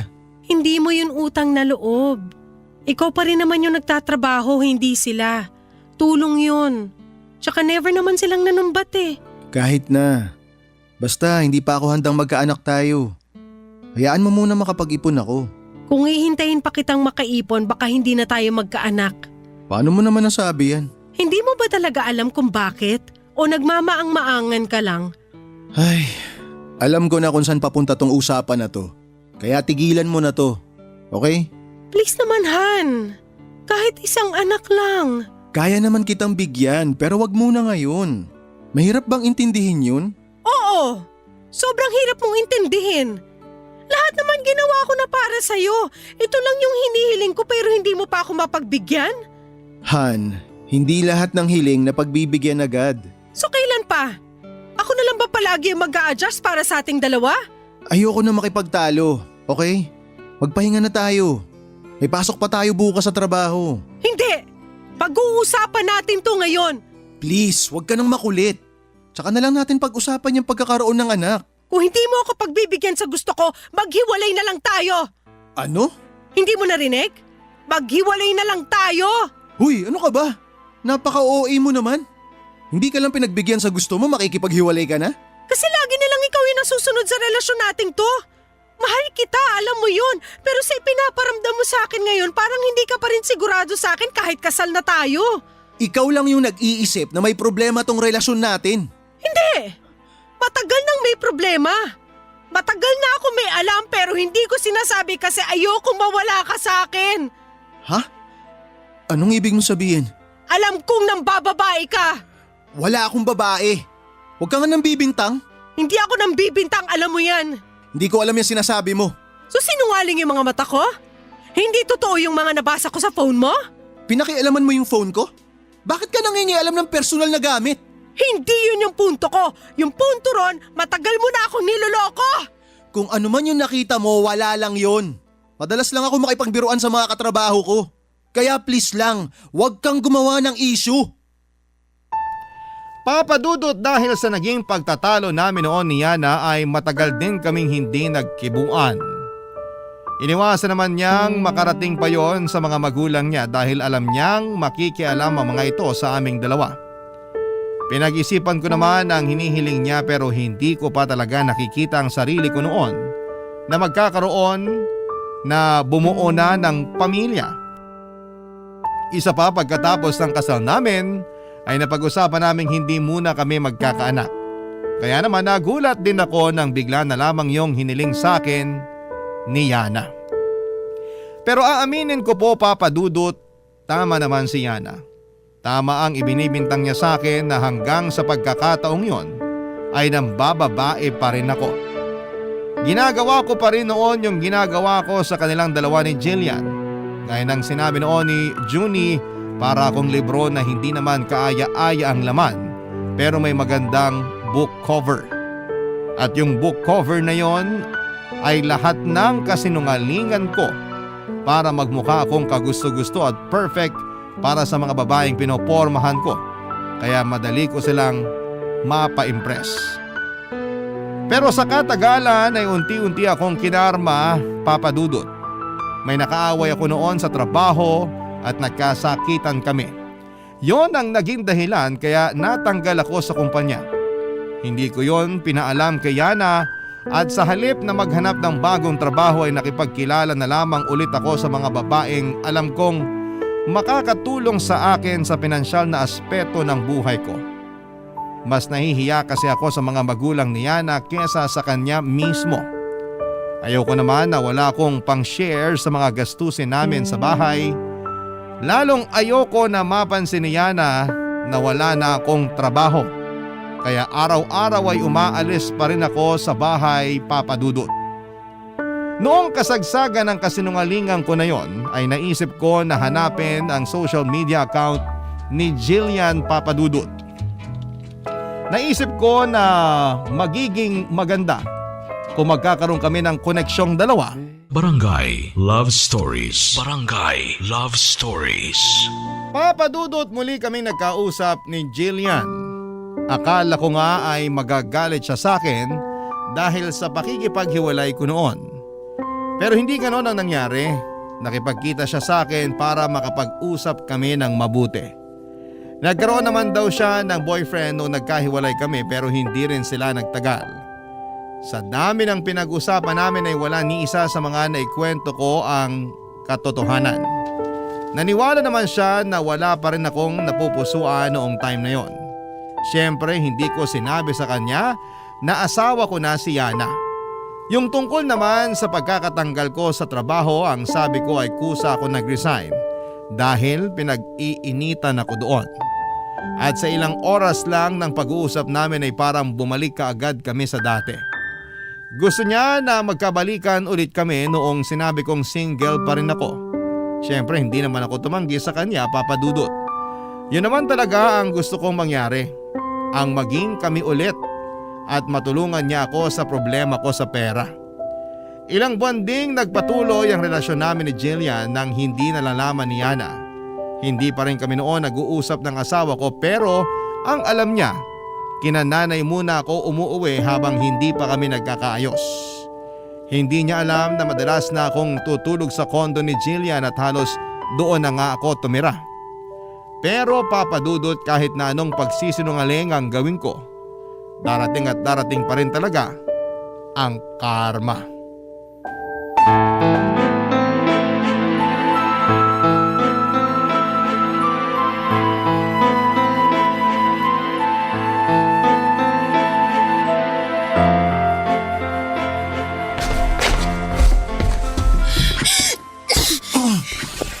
Ano ba yun?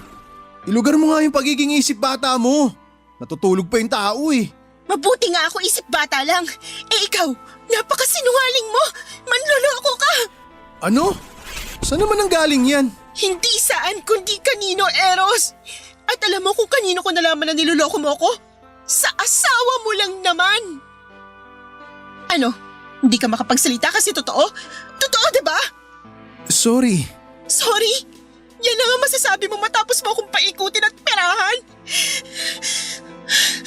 Sa ginawa mo, kahit murahin kita ng paulit-ulit, kulang na kulang pa yun eh. Grabe ka, Eros. Ang tagal mo na pala akong niloloko. Matatanggap ko pa sana kung ngayon lang eh.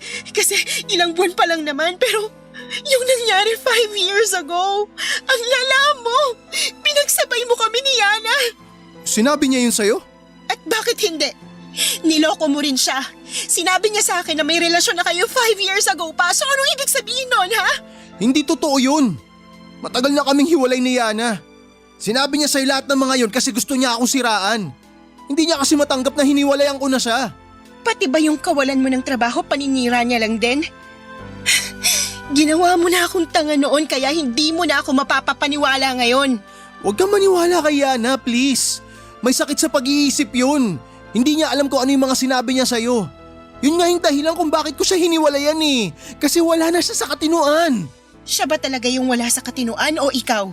Jillian, makinig ka naman sa akin, please. Ayoko na! Ayoko nang makinig sa mga kasinungalingan mo. Alam kong paiikutin mo lang ako ulit. Hindi kita paiikutin. Ang kailangan ko lang makinig ka muna sa akin. Kahit sandali lang. Makikinig ako sa'yo kung magsasabi ka na ng totoo. Totoo naman lahat ng sinabi ko sa'yo eh. See? Hindi mo kaya. Yung isang beses na nagsinungaling ka, matatanggap ko pa mapapalampas ko pa sana yon at mapapatawad pa kita. Pero yung maraming beses ka nang nagsinungaling sa akin, hindi na normal yon. Baka kailangan mo ng masampal ng paulit-ulit para ma-realize mo kung gaano ka kasinungaling. Bakit ba ayaw mong maniwala sa akin? Alam mo, sana humahaba yung ilong mo kada nagsisinungaling ka para malaman agad ng mga babae na manloloko ka at wala ka nang mabiktima. Sabihin mo nga sa akin, ilan na kami ha? Ilan na kaming mga babaeng napaikot mo at napaniwalang napakabuti mong lalaki? Kung paano mo ako nakilala nung una, yun yung totoong ako, Jillian. Wala akong ginawang mali. Hindi kita niloko. Hindi ko mahal si Yana. At wala rin akong ibang babae gaya ng iniisip mo. Eros naman! Maawa ka rin sa sarili mo. Kung ibang tao lang siguro ako, pagbabayarin kita sa ginawa mong panloloko sa akin eh. Hindi sana ako papayag na hindi kita magagantihan pero masyadong mahina ang loob ko para sa mga ganong bagay. At sinamantala mo naman yun.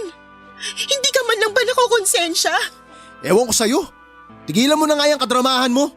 Uuwi na ako. Ganito ba lagi yung ginagawa mo? Sa halip na ayusin yung problema, tinatakasan mo na lang kasi duwag ka. Hindi ako duwag. At mas lalong hindi ako manloloko gaya ng ibinibintang mo. Kaya kung wala ka ng magandang sasabihin, aalis na ako. Ito na rin yung huling beses na magkikita tayo. Ang kapal ng mukha mo! Ikaw pa talaga yung may lakas ng loob na sabihin yan? Pero sige, umalis ka. Huwag ka nang magpapakita sa akin. Sana karmahin ka sa lahat ng ginawa mong panloloko sa amin! Papa Dudut, nagkatotoo ang hiling ni Jillian na sana'y karmahin ako sa mga ginawa kong panloloko. Bumalik ako noon kay Yana pero hindi na niya ako tinanggap muli. Pinalayas niya ako sa apartment na tinutuluyan namin at sinabi na rin niyang makikipaghiwalay na siya sa akin. Sinubukan ko, Papa Dudut, na bumalik sa pamilya ko. Akala ko ay itataboy din ako ng nanay ko kagaya ng ginawa sa akin ni Yana at Jillian. Pero tinanggap niya ako matapos kong sabihin sa kanya ang katotohanan. Yun pa lang ang unang beses na nagsabi ako ng purong katotohanan sa tanang buhay ko. Pero ni katiting na panghuhusgay wala akong nakita sa mga mata ni nanay. Pinatawad niya ako kahit matagal ko silang pinabayaan, Papa Dudut. Tinanggap niya ulit ako bilang anak niya at yon ang nag-motivate sa akin para ayusin na talaga ang buhay ko. Nang matanggal ako sa trabaho ay nahirapan akong makahanap muli ng bago. Pero para hindi ako matenga ng matagal sa bahay at makatulong sa nanay ko kahit papaano ay ibinenta ko yung ibang mamahaling sapatos, sombrero at alahas ko na galing kina Yana at Jillian. Kalahati ng pinagbentahan noon ay ibinigay ko kay nanay. Bumili naman ako ng second-hand na laptop na magagamit ko sa trabaho kung sakali. Saka po ako naghanap ng online job, Papa Dudut. Pinasok ko ang freelancing. Nagtuloy-tuloy ito hanggang sa makaipon ako ng paunti-unti. Binigyan ko ng maliit na puhunan si nanay mula sa maliit na naipon ko para makapagsimula siya ng maliit na tindahan. Nangako ako na palalakihin pa namin yung tindahan pag nagtuloy-tuloy ang swerte ko sa trabaho. Mahigit kalahating taon na rin po ang lumipas noon na hindi kami nag-uusap ni Jillian. Tuluyan na kaming nawala ng komunikasyon pero hinahanap ko ang social media account niya kung saan niya ako in-unfriend. Alam ko na hindi niya agad mababasa ang message ko pero nagpapadala pa rin ako ng mensahe sa kanya para humingi ng tawad. Umaasa ako na kahit na hindi niya i-accept ang message request ko ay mabasa niya ang mensahe ko. Papa Dudut, tungkol naman sa asawa ko, ilang beses ko na siyang sinubukang amuin. Pinuntahan ko siya sa apartment na tinitirhan namin noon pero hindi na pala siya roon umuuwi. Hanggang sa nalaman ko na lamang na bumalik na siya sa mga magulang niya. Pero sa kabila ng pag-iwas niya sa akin ay hindi ko siya sinukuan. Gumawa ako ng paraan para magkalapit kaming dalawa, Papa Dudut.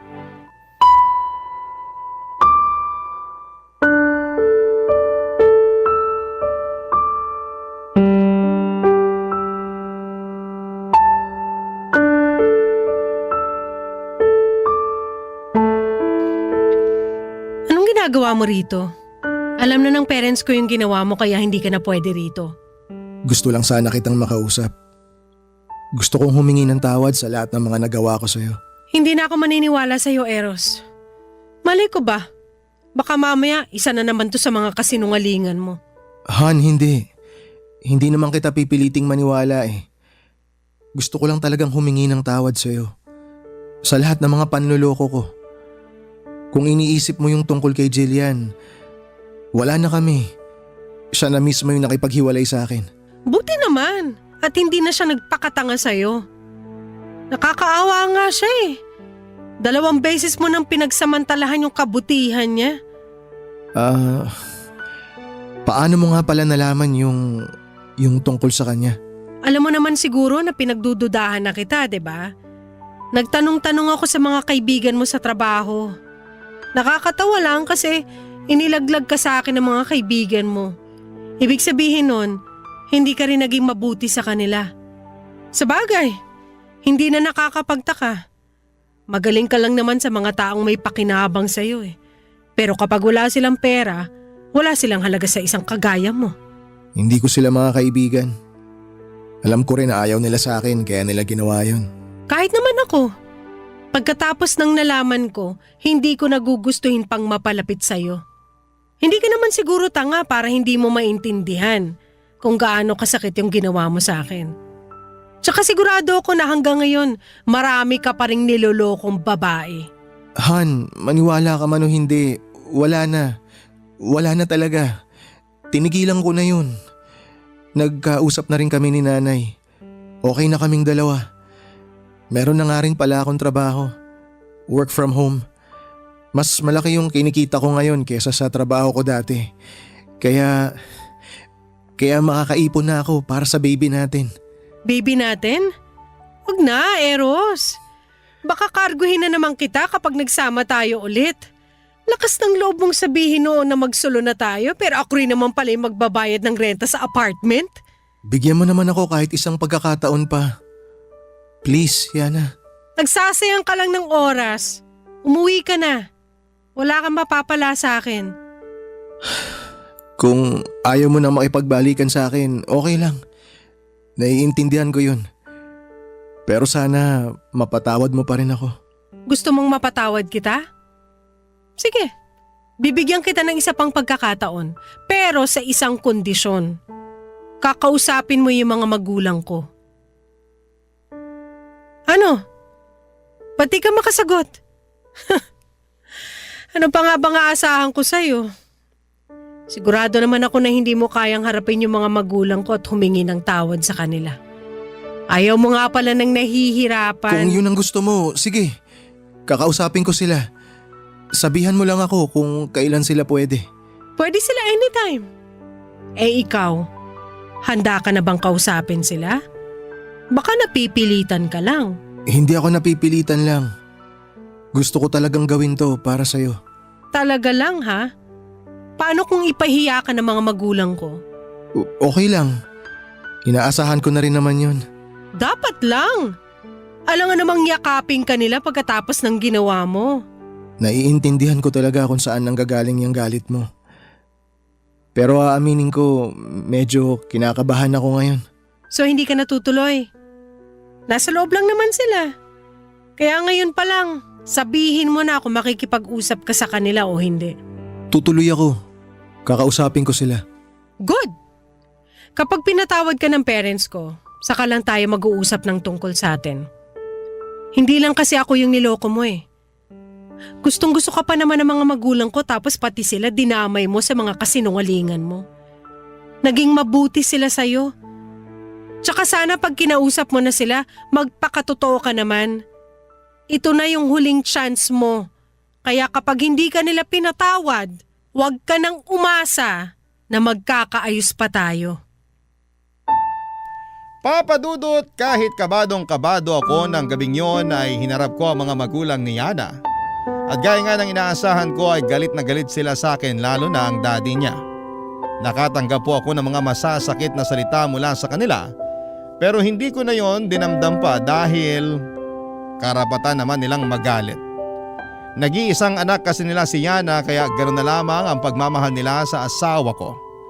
Matapos naman ang sermon at pagpapaamin nila sa akin, kumalma na rin noon ang mga magulang niya. Hiningi ko ang kapatawaran nila pero ibibigay lang daw nila yon kung papanindigan ko na si Yana. Pagkatapos ng gabing yon ay ginawa ko ang lahat para magkaayos ulit kami ng asawa ko. Palagi ko siyang pinupuntahan sa kanila tuwing tapos na ang trabaho niya. Minsan naman ay sinusundo ko siya at matagal-tagal din bago niya ako tuluyang napatawad, Papa Dudut. At nung magkabalikan na kami sa halip na mangupahan ay tinanggap muna namin ang offer ng mga magulang ni Yana na doon muna kami makitira sa kanila habang nag-iipon kaming mag-asawa ng pampagawa ng sarili naming bahay. Nagpatuloy ang pagbabago ko noon hindi lang para kay Yana kundi para na rin sa magiging anak namin. Tungkol naman sa kaibigan kong si Johnny ay nagkausap na ulit kami at nagkaayos na rin. Siya pa nga mismo ang nagsabi na kunin ko siyang ninong kapag nagkaanak na kami ng asawa ko. Sa ngayon, Papa Dudut, ay may isa na kaming anak ni Yana. Nagpasya na rin ako na gamitin na lamang ang tinapos ko para magkaroon ng stable job. Maswerte naman akong natanggap sa isang manufacturing company dito sa Pampanga. Noong nagsimula ako sa trabaho ay naintindihan ko naman na hindi pala talaga kalaki ng sweldo. Kaya naman tinuloy ko pa rin ang pagiging freelance ko para mas mabilis na makapag-ipon. Ang kaibahan lang, part-time ko na lamang yon. Pero noong nagka-pandemic ay medyo halos tinutukan ko ulit ang pagiging freelance since work from home siya, Papa Dudut. Mabuti na lang at hindi ko binitawan. Kaya habang inaayos pa yung klase ng schedule namin sa full-time job ko ay nagawa kong rumakit sa bahay hanggang sa naging normal na ulit ang lahat. Ngayon ko na-realize na mas masarap palang gastusin ang pera na galing sa pinaghirapan mo. At kung ano man ang naging pagkakamali ko noon ay hindi ko na inulit pa yon. Hanggang dito na lamang po, Papa Dudut, ang kwento ko at maraming salamat po sa inyo at sa Barangay LS 97.1. Ang inyong forever kapuso at ka-barangay, Eros. Nagustuhan ng iyong napakinggan? Ituloy yan via live stream sa www.gmanetwork.com/radio. Barangay LS 97.1 Forever. Barangay Love Stories.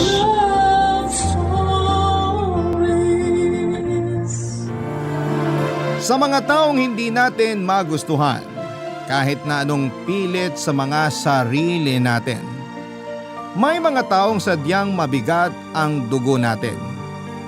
Kahit wala pa man din silang nagagawa sa atin.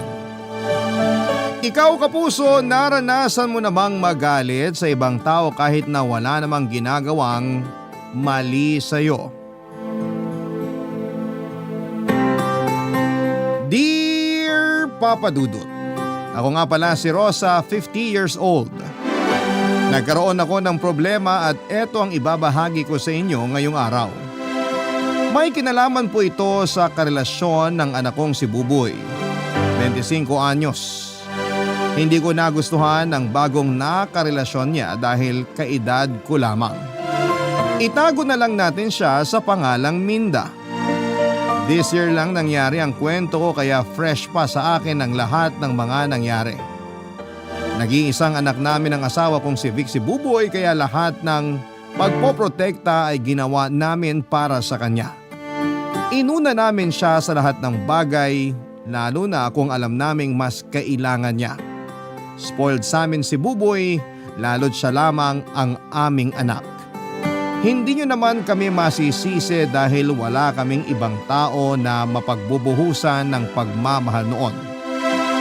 Hindi na ako pinalad pa na magkaanak at mabigyan ng kapatid si Buboy. Nagkaroon ng problema sa aking obaryo. Kaya naman tinanggap na lang namin ang asawa kong si Vic na kay Buboy lang namin paiikutin ang mundo namin. Lahat ng gusto ni Buboy ay binigay namin sa kanya. Maging masaya lamang siya sa piling naming mag-asawa. Kahit mga bagay na tinututulan namin ay nagawa pa rin namin siyang pagbigyan. kahinaan naming mag-asawa si Buboy. Hindi namin siya magawang tanggihan kahit na masama ang loob namin. Iba pa rin kasi ang pakiramdam kapag nakita mong masaya ang anak mo sa pagsabi mo ng oo sa kanya. Hindi na nga rin siya nagtuloy sa kolehiyo dahil nakatamaran na niyang mag-aral. May kahinaan sa utak ang anak kong si Buboy kaya kailangan niya ng gabay. Pero hindi namin siya napilit na ipagpatuloy ang pag-aaral dahil hindi na raw talaga niya kaya. Hindi man namin sinang-ayunan yon ay wala na rin kaming nagawa, Papa Dudut.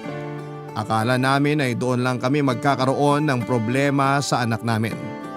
Hanggang sa pinakilala na nga niya sa akin ang karelasyon niyang si Minda.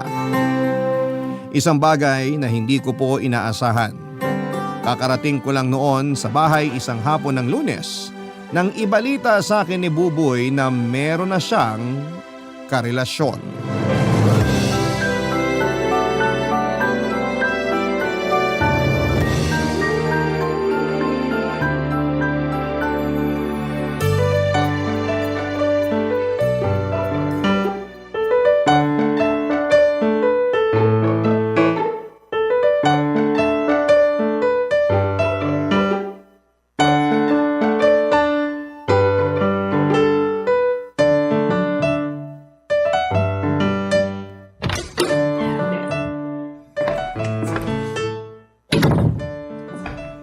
Buboy! Nick! Asan kayo? Nay, nandyan na po pala kayo. Nasaan ang tatay mo? Hindi pa po dumarating. Baka naipit na naman po sa traffic. Oh, kumain ka na ba? Kinain na po namin ni Minday na tira nating ulam kaninang tanghali. Minda? Girlfriend ko po. Talagang hindi na kayo nagkabalikan ni Melody? Nay naman, isang taon na nung naghiwalay kami. Umaasa pa rin kayo na magkakabalikan kami? Akala ko kasi pang forever na kayo eh. Si Minda na ang forever para sa akin. Naku ganyan din naman ang sinabi mo nung kayo pa ni Melody. Iba si Minda. Mature mag-isip, hindi toxic, bihira kung tuyuin. Oy sige, basta masaya ka at hindi ka niya sasaktan, walang problema sa akin. Kailan mo ba siya ipapakilala sa amin ng tatay mo? Ngayon na po. Ngayon na? May kinakausap lang siya sa cellphone niya sa kwarto ko. Palabas na rin siya. Buboy, okay na ako. Ayan, sakto. Nay, ipapakilala ko lang si Minda. Girlfriend ko. Minda, nanay ko. Ikaw si Minda? Opo, magandang gabi po. Wag mo na akong puin. Parang magkaedad lang naman tayo eh. Mas matanda naman po kayo, Nay, ng ilang buwan. Kaya nga ang sabi ko, wag na akong puin. Pero di kayo mukhang 50 ha? 50 ka talaga? As in 50 years old? 5 at saka 0? Alam ko nakakagulat yung age difference namin ni Buboy pero… Hindi mo may imagine ang gulat ko. Pag magkasama naman kami, parang kaedad ko lang siya eh. Parang kaedad mo. Ikaw yung nagmumukhang 50. Ganon. Si nanay talaga. Paano ba kayo nagkakilala? Teacher ka ba ni Buboy nung elementary o high school? Dentista ka ba niya? Nay! Okay lang Buboy, normal lang sa mga nanay na magtanong ng ganito. Nakaka-relate ka ba? Ilan na ba ang anak mo? Meron ka bang anak na kaedad ni Buboy ko? Sa maniwala kayo o hindi, single ako. Walang asawa o anak. Parang ang hirap namang paniwalaan yan. Pangalawang karelasyon ko pa lang si Buboy. May nakalibin ako noon at inabot kami ng 20 years bago kami nagkahiwalay. Bakit hindi mo balikan? 20 years din yun, ha? Baka naman nagkakamali ka lang sa anak ko. Baka ginagawa mo lang siyang panakitbutas. Nay, please naman. Naku, Aling Rosa. Pwede ko po ba kayong tawaging Aling Rosa? Rosa na lang ay tawag mo sa akin. Pero huwag ka magkakamaling dagdagan ng mama o kaya tita, ha? Rosa, wala na akong balak bumalik sa ex ko. Masaya na ako sa piling ni Buboy. Mabait at masipag. Napalaki niyo siya ng maayos. At sana huwag mong sirain. Uy, Nay! Nagbibiro lang naman ako. Kung dyan kayo nakakakuha ng saya sa mga sinasabi niyo, pagbibigyan ko kayo. Mabuti naman at nagkakaintindihan tayo. Bakit naman di ko maiintindihan ng kapwa ko matanda? Oo nga pala, bagay sa inyo ang stockings na gamit niyo. Di halata ang varicose veins niyo. Saan ba pwedeng umorder niyan? Parang umusok noon ang magkabilang tenga ko sa mga pasimpleng lait na sinabi ni Minda, Papa Dudut. Hindi ko lang pinahalata dahil ayaw kong magmukhang talunan sa aming dalawa. Marami rin siyang naging pasaring bago siya hinila ni Buboy para ihatid na. Nakahalata siguro si Buboy sa tensyon sa aming dalawa kaya minabuti niyang ilayo na sa akin si Minda. Hinintay ko siyang makauwi para masermonan ko pero tinawagan niya ako para ipaalam na kay Minda muna siya matutulog. Alam kong nagdadamdam ng konti si Buboy pero ayaw niya lang pag-usapan yon. Mas okay na rin yon na isip ko. Kesa naman mag-init kaming pareho at mauwi pa kami sa away na mag-ina. Hindi na rin ako nakakain after nang umalis silang dalawa dahil nawala na ako ng gana. Sinubukan ko manood ng TV pero lumilipad ang utak ko noon. Binuksan ko ang radyo para makinig ng music pero ganun pa rin ang mga nangyari. Wala pa rin ako noon sa hulog dahil sa nangyari sa aming tensyon ni Minda. Nag-overthink na rin ako at kung saan-saan napunta ang isipan ko. Natakot ako na baka ilayo ni Minda si Buboy sa akin.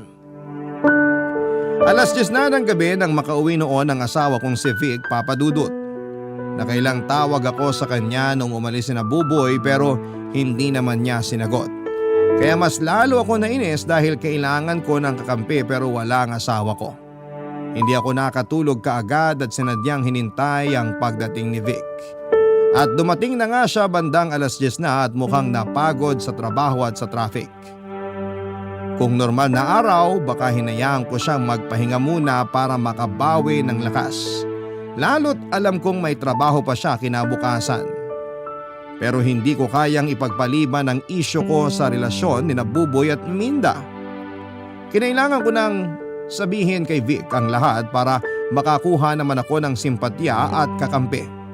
Pinagtimpla ko muna siya ng kape at pinagdala ng damit na pangbahay. Noong naubos na niya ang kanyang kape at naisuot na niya ang pangbahay, hinarap ko na siya para ibalita ang mga nangyari. Ramdam na noon ni Vic na may masama akong balita dahil hindi ko naman siya madalas pinagdadala ng pangbahay at pinagtitimpla ng kape kung wala lang.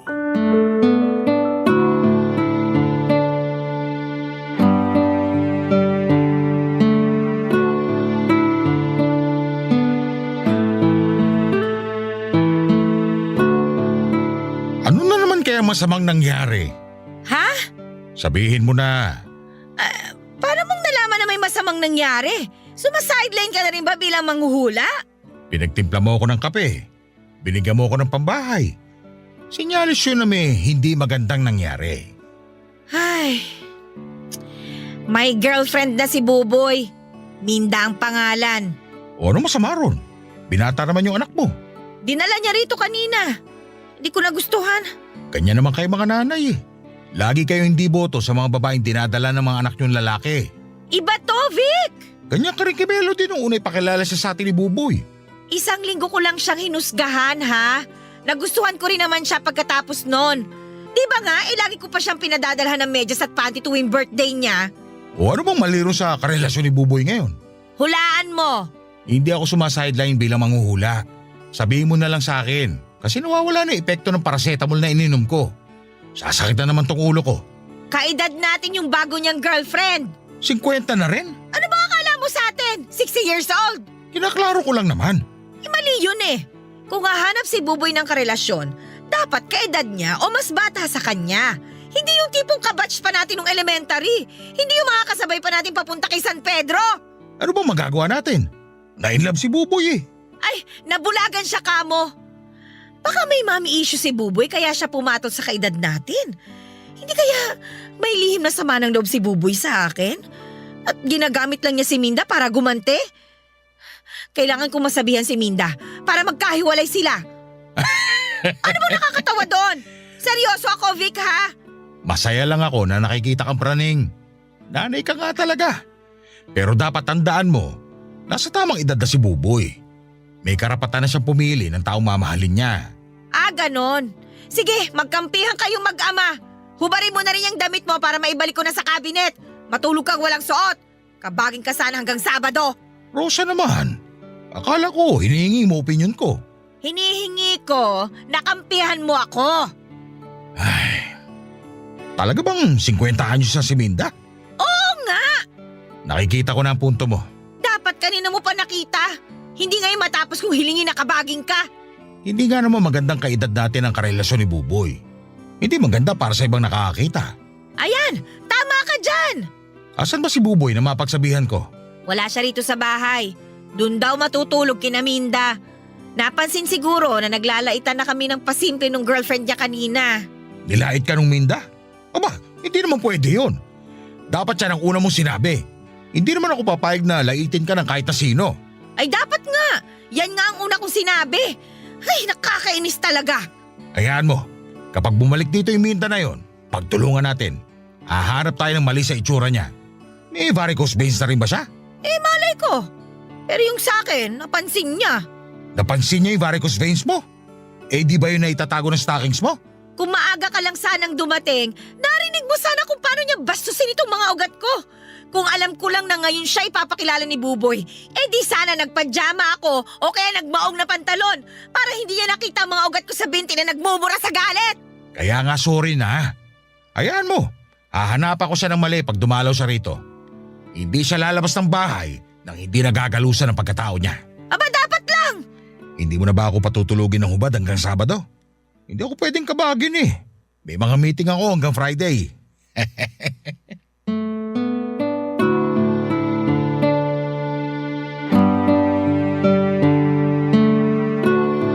Papadudot kahit papaano naman ay naibsan ang inis ko kay Minda ng kampihan ako ni Vic. Alam kong hilaw ang naging pagkampi niya sa akin pero ayos na rin yon para sa akin.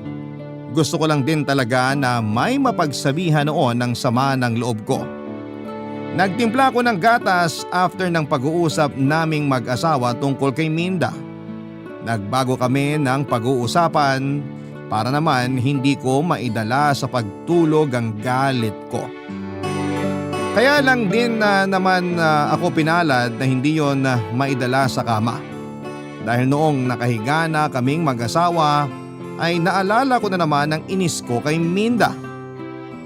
Sinubukan kong ibahin ang iniisip ko pero bumabalik-balik pa rin si Minda sa diwa ko. Napabangon tuloy ako para pumunta ng kusina para magtimpla ng tsaa, baka sakaling mapakalma ako.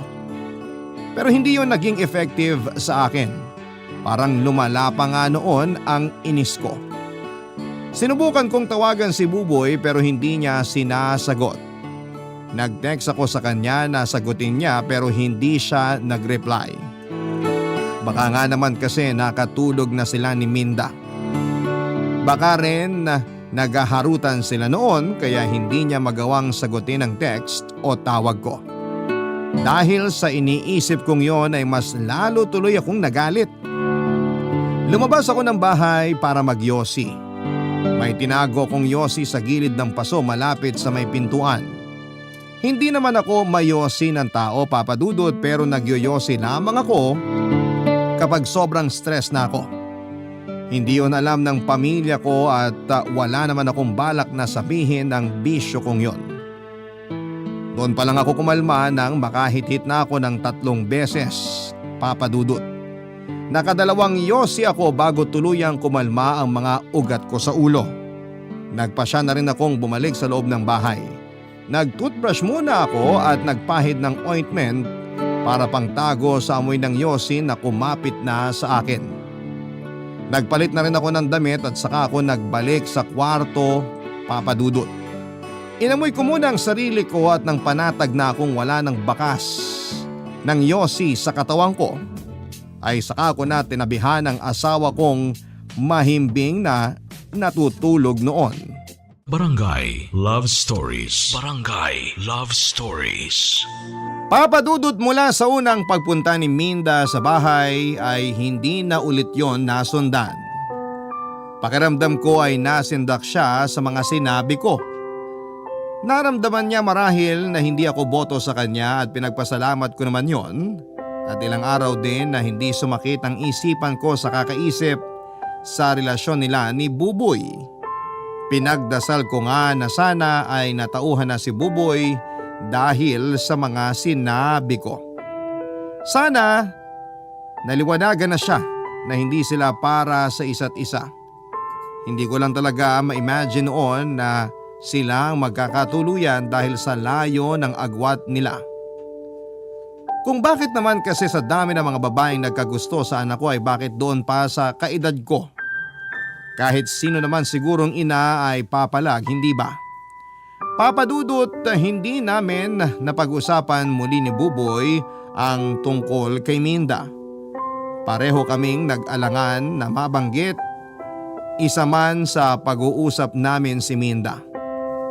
Nakaramdam na rin ako na medyo paiwas na rin si Buboy sa akin. Pero normal lang naman yon sa amin kapag may mga hindi kami napagkakasunduan. Inasahan kong lilipas din ang tampo niya sa akin at pagkailang. Kapag na-realize niyang tama ako sa mga sinabi ko kay Minda tungkol sa kanya.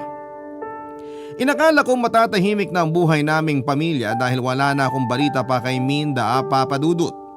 Inassume ko talaga na hiwalay na sila kaya hindi na rin pumupunta sa bahay.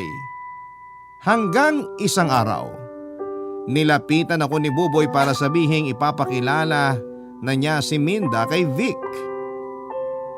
Nanlaki ang mga mata ko dahil sa pagkabigla. Pinagsabihan ko siya kung bakit biglaan siyang magsasabi ng ganon, buong akala ko ay hindi na sila natuloy.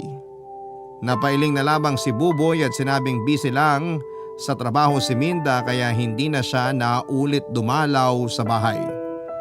Wala na rin akong nagawa nang mag-decide si Buboy na papuntahin na si Minda sa day off mismo ni Vic. Nainis ako dahil wala akong nagawa para kontrahin yon. Hanggang sa sumabit na nga ang araw na kinakatakutan ko. Nagkaharap na kaming buong pamilya kasama si Minda.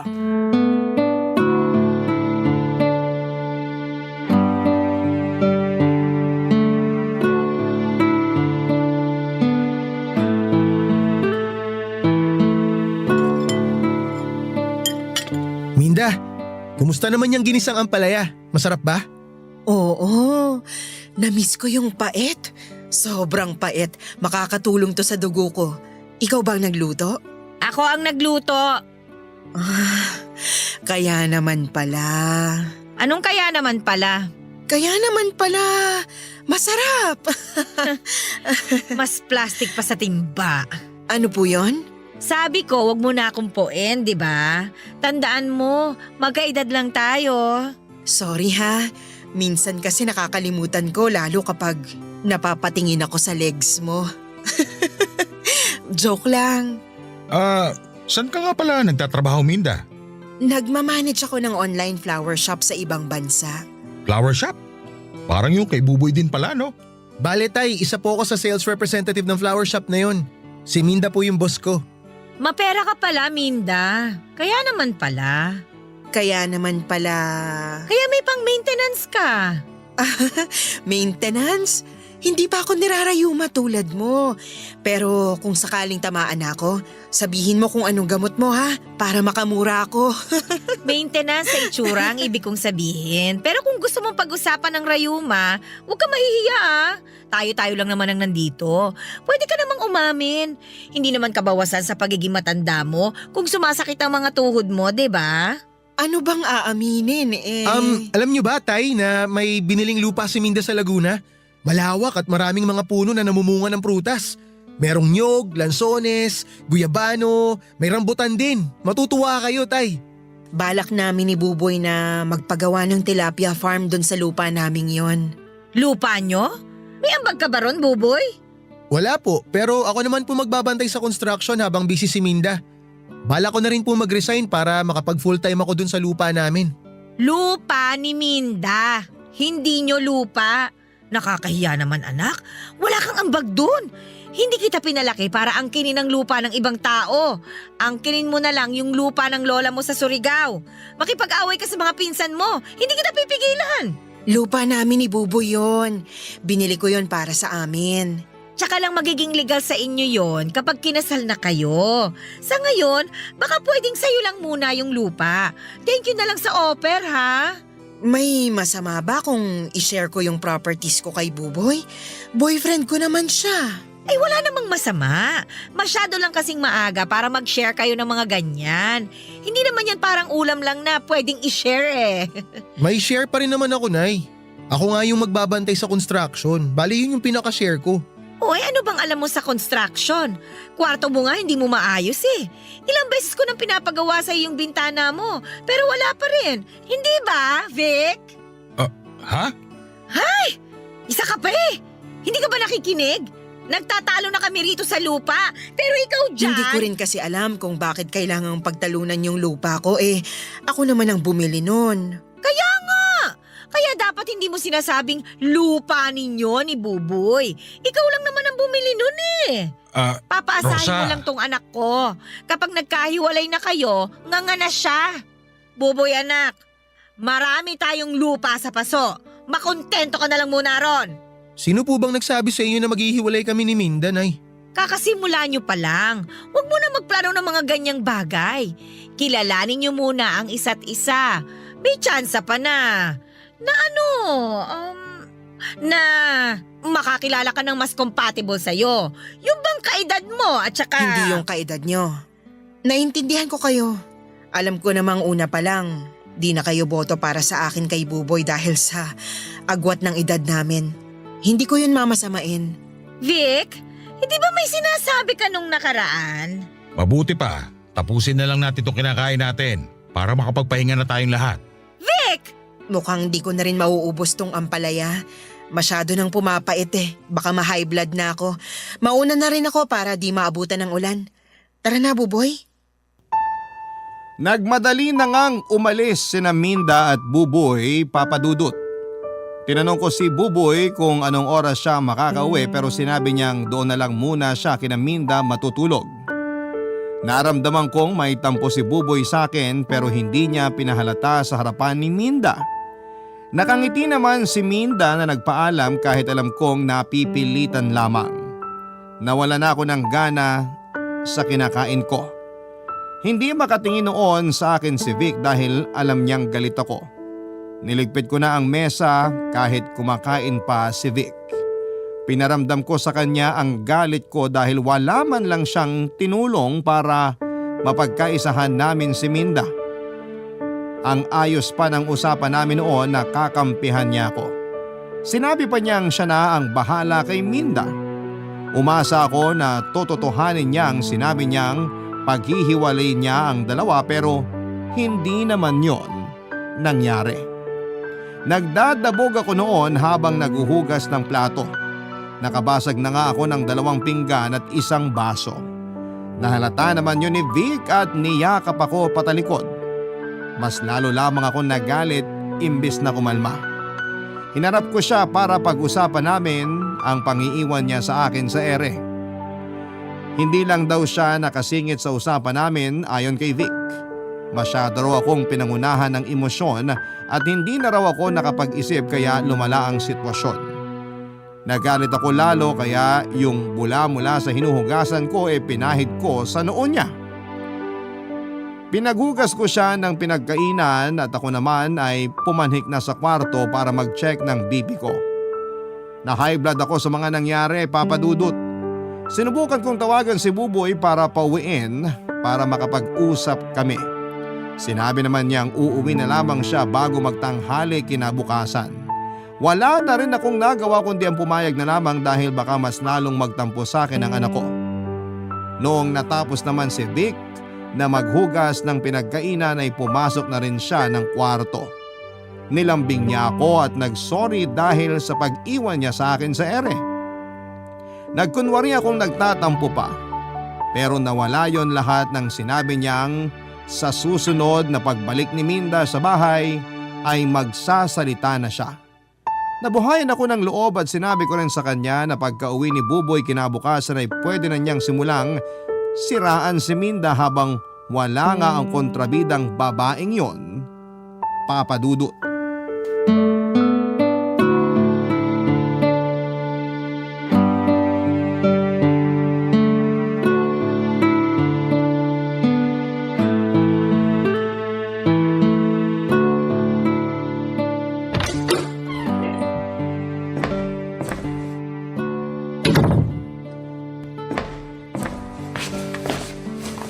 Oh, bakit ngayon ka lang umuwi?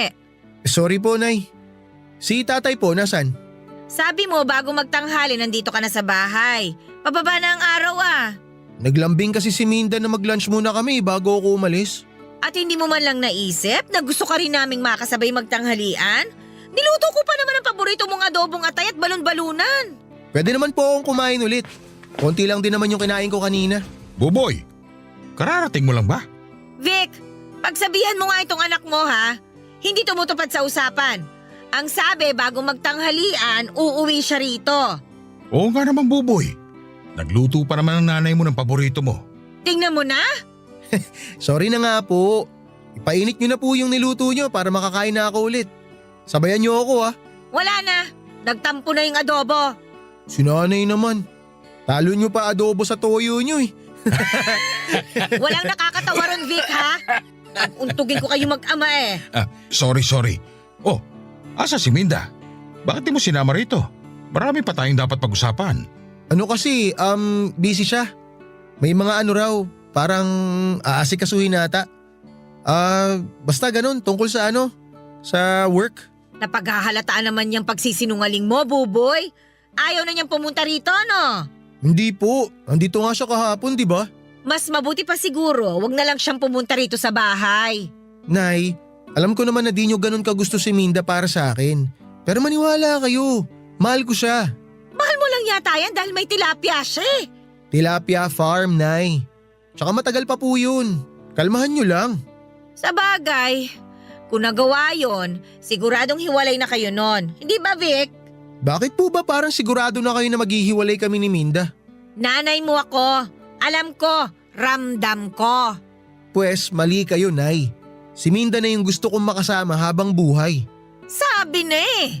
Dahil talaga to sa tilapia eh. Nay, kahit walang tilapia, kahit tuyo lang ang meron siya, si Minda pa rin talaga ang gusto ko. Kaya nga gusto ko kayong kausapin ni tatay eh. Tungkol saan ba yan? Bubukod na po ako. Magsasama na kami ni Minda. Ano? Hindi pwede! Bata ka pa, Buboy! Nay, ano bang bata? 25 anyos na ako. Legal na akong bumukod sa inyo. Vic, kausapin mo nga itong anak mo. Hindi siya pwedeng umalis dito sa bahay para sumama sa babaeng yon. Para sa'yo rin itong mga bilin namin. Pero tay… Hindi ka pwedeng bumukod. Dito ka lang sa bahay. Marami ka pang kailangan matutunan bago ka umalis. Tama na naman! Ay, Nay, tay. Pasensya na po pero buo na po talaga ang desisyon ko. Buo na rin ang desisyon namin ng nanay mo. Hindi ka aalis ng bahay. Dito ka lang. Kung gusto mo, dito na lang kayo sa bahay magsama ni Minda para makasama ka pa rin namin. Vic! Nanlaki ang mga mata ko sa huling sinabi ni Vic. Wala sa usapan namin noon na titira si Minda sa bahay namin. Hindi ko nga sinang-ayunan na bumukod si Vic or si Buboy pero mas lalong hindi ako sasang-ayon na magsama silang dalawa ni Minda sa poder ko pa. Natuwa si Buboy at niyakap ang tatay niya habang ako ay nakatulala at hindi pa rin makapaniwala sa pulpol na sinabi ni Vic kay Buboy. Nagmadali na si Buboy na lumabas ng bahay para puntahan si Minda at ibalita ang mga sinabi ni Vic. Hindi na rin ako nakapagsalita pa at hindi na nakahabol pa para kontrahin ang suhestyon ni Vic Papadudut. Napaupo na lamang ako at nakaramdam ng hilo. Tumaas ata ang presyon ko at agad namang napansin niyo ni Vic. Kinuhanan niya ako ng tubig sa kusina at inabot sa akin. Imbis na kunin ay tinabig ko dahil sa galit ng tubig. Nadismaya ako sa mga nangyari, Papa Dudut. Hindi ko itinago yon kay Vic. pumanhik ako ng kwarto at nagwala doon. Hindi naman sumubok noon si Vic na lapitan pa ako dahil natakot na rin siya. Hindi ko talaga alam noon kung ano ang pumasok sa isipan niya para patuloyin si Minda sa bahay namin. Nag-overthink ako habang nasa kwarto. Inisip ko ang mga mangyayari kapag nasa iisang bubong na lamang kami ni Minda. Napacheck tuloy muli ako ng BP at sa tuwing naiisip ko ang pangalan noon ni Minda ay tumataas ang presyon ko. Hindi ko talaga maintindihan kung bakit mainit ang dugo ko sa kanya. Alam ko namang normal sa isang ina na maging protective pagdating sa kanyang anak na lalaki. Pero iba talaga ang galit ko kay Minda. Inisip ko na hindi naman siguro ako buntis para paglihian ng bruhang yon. Sadyang mabigat lang talaga ang loob ko sa kanya at hindi ko kayang ipaliwanag noon sa aking mag-ama dahil paniguradong ako ang talo. Nahiga ako sa kama para magpakalma. Sinubukan kong matulog pero nabigo ako. Hanggang sa narinig ko na lamang ang pagkatok ni Vic sa kwarto. Hindi ko yon pinansin, Papa Dudut, hanggang sa siya na ang kusang pumasok ng kwarto at nagsorry sa ginawa niyang desisyon, Papa Dudut. Barangay Love Stories. Barangay Love Stories. Mabilis lang na nakalipat si Minda sa bahay. Nag-arkila siya ng 2 van para ilipat ang mga gamit niya. Halos napuno na ng mga gamit niya ang bahay ko, Papa Dudut. Hindi man lang nagpasabi kung ano yung mga gamit na dadalhin niya. Kinailangan ko tuloy itago yung ibang mga gamit namin para lamang hindi magmukhang masikip ang bahay. Nawala na ako ng gana na makipagtalo pa dahil alam kong kakampihan din siya ni Buboy. Ayoko na noon na sumama pa ang loob ko sa anak ko kaya sinubukan kong itigom na lamang ang bibig ko. Pero sa loob-loob ko ay puno pa rin ako ng galit noon kay Minda. Alam kong mas magaganda at mas mahal ang mga kagamitang dinala ni Minda sa bahay. Pero bilang respeto man lang sana ay hindi niya hinakot lahat. Gusto kong sabihin noon na baka pwedeng ibenta o i-donate na lamang niya ang ibang mga gamit niya pero nagpigil ako. Lalo na noong nakita kong masaya ang mag-ama ko na ginagamit ang mga yon. Mas lalo lamang akong nawala ng kakampi sa bahay dahil nagkasundo-sundo silang tatlo. Hindi na tuloy ako gaanong kakomportable noon sa sarili kong pamamahay. Sa pagdaan ng mga araw ay naging komportable na si Minda sa bahay ko. Hindi ko yon kinatuwa. Ilang oras lamang nagiging payapa ang kalooban ko tuwing nasa trabaho noon si Minda. Hindi ko alam noon kung masasanay pa ako sa sitwasyon namin. Hindi ko alam noon kung hanggang kailan ko maitatago ang inis ko. Hanggang isang araw ay nagkusa na ang loob kong ipakita ang totoong nararamdaman ko. Napadalas na ang pasaring ko kay Minda lalo tuwing naaabutan ko siyang mag-isa. Sinusulit ko noon ang mga oras na kaming dalawa lamang sa bahay para lamang maiparamdam sa kanya ang galit ko. Nung una ay hindi lumalaban si Minda. Panay lang ang ngiti niya sa akin. Kaya sinobrahan ko pa. Hindi ko alam kung bakit gusto kong lumaban siya at nangyari na nga. Isang araw, 2 lamang kami ni Minda sa bahay. Nag-leave si Minda sa trabaho dahil hindi maayos ang pakiramdam niya. Si Buboy muna ang nagbantay ng kanyang opisina habang nasa bahay si Minda at nagpapahinga. Wala rin noon si Vic dahil nasa trabaho. Ginamit ko na nga ang pagkakataon na yon para inisin siya. Dala marahil ng sama ng nararamdaman niya ay hindi na rin niya napigilan pa na lumaban, Papa Dudut.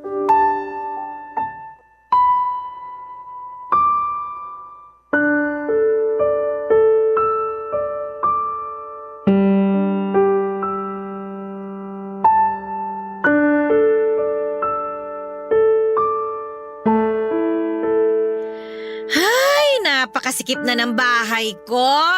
Kahit hangin, hindi na magkasya. Ako bang pinaparinggan mo o yung hangin? Ay, wala sa choices na binigay mo. Ang pinaparinggan ko, itong rocking chair na dinala mo. Ilang beses na kasing tumatama rito yung hinliliit ko sa paa. Baka isang tama pa, mapudpud na. Pinapakuha ko na yan sa pamangkin ko pero next week pa raw siya pwede. Huwag kang mag-alala. Doon na sa bahay nila mang pupudpud ng hindiliit yung rocking chair na yan. Bakit kailangan next week pa? Baka pwede ngayon na. Kahit ako na magbayad sa kukuha niyan para ihatid sa pamangkin mo. Next week pa kasi babalik yung pamangkin ko. Pasensya na ha. Akala ko kasi matutuwa ka kapag inuwi ko yan dito.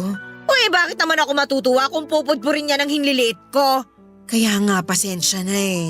Yung pamangkin mo, baka gustong iuwi na rin yung sopa na nakabalandra dun sa kusina. Bagay naman yung sofa ko sa kusina natin ha.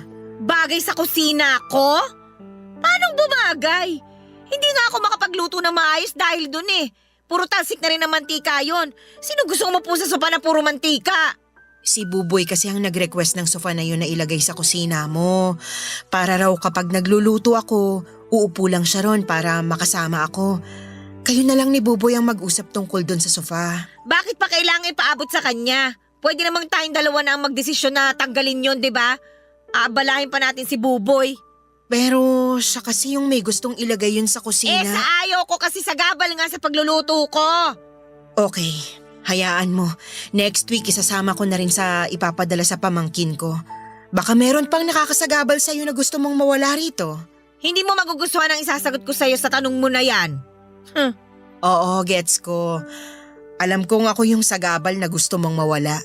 Bakit mo naman sinasagot ang sarili mong tanong? Kasi wala ka namang lakas ng loob sagutin yung tanong ko. Sa bagay, sa ating dalawa, ikaw lang yung malakas lagi ang loob. Malakas ang loob na magdala ng mga kalat dito sa bahay ko. Malakas ang loob na makipagrelasyon sa mas bata sa'yo. Wow. Wow lang. Asan ang lakas ng loob mo? Wow na lang ba ang isasagot mo? Alam mo, ilang buwan na kitang tinitiis ha. Hindi kita nilalabanan kasi may respeto pa ako sa'yo. Kung may respeto ka sa akin, hindi mo sana pinatulan ng anak ko. Hanggang ngayon talaga hindi mo matanggap ang relasyon namin ng anak mo? Huwag kang umasa na matatanggap ko pa yan! Hindi naman ako umaasa talaga. Kasi sarado ang isipan mo. Kahit siguro gumuho ang mundo, nakalak pa rin yung utak mo. Sa bagay, ganyan naman talaga kapag may edad na, di ba? Lakas talaga makapagsabi na may edad na. Akala mo naman nagsusumixtin ka lang. Hindi hamak na mas marami ka pang puting buhok kesa sa akin, oh. Bata pa lang ako. Marami na akong puting buhok. Nasa lahi namin yun at di lang dahil sa edad ko. Talaga ba? Oo naman. Ikaw, yung varicose vein sa trayuma mo ba? Elementary ka pa lang meron na? Sa lahi ba nakukuha yan o sa edad? Talagang... Minda? Nay? Oh, nandyan pala kayo. Buboy! Napaaga ka yata ng uwi. Maaga kasi naming na-reach yung kota ngayong araw sa opisina eh. Nag-text ako sa'yo, Minda. Ay, sorry. Mahina ata ang signal dito sa sala ng nanay mo kaya di ko na-receive. Check ko mamaya. Ayos lang kahit mamaya na pag bakante ka. Update lang naman sa opisina yung tinext ko sa'yo eh. Kumain na ba kayo? Bumili ako ng liempo oh. Sabay-sabay na tayo. Ang sweet naman. Buboy, baka pwedeng ikaw na munang umasikaso niyan sa kusina ha? Susunod ako.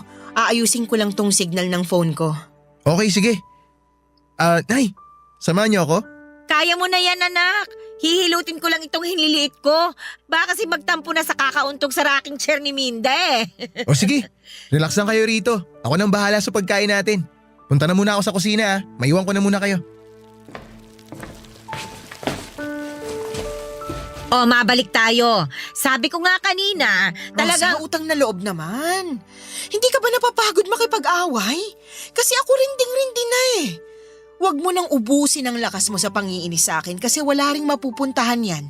Tataas lang lagi ang BP mo. Ngayon titiklop ka. Kanina lang matapang ka. Para kang pinausukang tandang. Tapos ngayon, dumating si Buboy. Gusto mo bang makita ng anak mo ang pagtatalo natin? Di mo ba naisip kung anong epekto nito sa kanya? Puro na lang ba? Sarili mong galit ang iniintindi mo? Wala akong balak iwan ng anak mo. Mahal ko siya. Kung di mo pa rin ako masikmura, maiintindihan ko. Pero wag mo naman sana akong bastusin tulad ng ginagawa mo ngayon. Hindi ba tayo pwedeng mamuhay na lang ng payapa para kay Buboy? Hindi ba pwede yun? Hindi na ako nakasagot sa huling sinabi ni Minda. Lunok na lamang ako ng laway dahil may punto siya. Nagmukha akong talunan sa mga sinabi niya at alam kong tama naman siya. Hindi naman niya hinintay na makapagsalita pa ako at tumayo na siya mula sa pagkakaupo at saka pumunta sa kusina para samahan si Buboy. Ako naman ang napaupo sa rocking chair at napaisip sa mga nangyari. Napaisip ako sa mga sinabi ni Minda. Doon ako nakaramdam ng konsensya dahil maayos naman si Mindang makisama pero ako lang yung gumagawa ng paraan para maging negative ang lahat. Kaya naman naisipan kong itigil na ang nararamdaman kong galit sa kanya. Oras na para bigyan ko siya ng chance. Alam ko noon na mahirap yung gawin pero habang iniisip ko si Buboy, napilitan akong gawin yon. Naisip ko rin na baka pag pinalala pa namin ni Minda ang hidwaan namin ay lalayo na ang loob ng anak ko sa akin. Baka yun pa ang maging dahilan para tuluyan na siyang bumukod at lumayo na sa akin dahil sa pakikialam ko sa kanilang dalawa. Kaya naman para sa anak ko ay kinaya kong ibaba ang pride ko. Sinimulan ko nang makisama kay Minda, nahirapan kaming pareho pero nakaya naman. Paunti-unti ay kinilala ko siya. Tuwing wala noon ang mag-ama ko at naabutan ko si Minda ay pinagtitimpla ko siya ng kape at inaaya ko siya sa labas ng bahay para magkwentuhan. Inoffer ko rin sa kanya ang tinago kong yosi. Natawa nga siya dahil palihim din pala siyang nagyoyosi kapag wala si Buboy. Alam naming pareho na hindi gusto ni Buboy na nagyoyosi kami kaya natawa na lang din kaming pareho. Meron na tuloy kaming naging bonding na dalawa. Binigyan din niya ako ng pabango na mamahalin. Yung pabango na kayang takpan yung amoy ng yosi. Gumana ang loob ko kay Minda habang tumatagal. Doon ko naintindihan kung bakit napamahal sa kanya ang anak kong si Buboy. Maayos naman kasi talaga si Minda. Aminado na ako noon na sa akin talaga ang problema. Masaya siyang kasama at hindi ako nagkaroon ng problema sa kanya. Naging paborito ko na tuloy si Minda sa lahat ng mga nakarelasyon ni Buboy. Sinabi ko yun sa kanya at sinabi rin niyang ako ang paborito niyang biyanan. Nagtawanan kami sa mga sinagot niya dahil hindi naman pala niya naabutang buhay ang magulang ng nag-iisang ex niya. Naging maayos ang lahat sa amin hanggang isang araw ay nagbago ang lahat.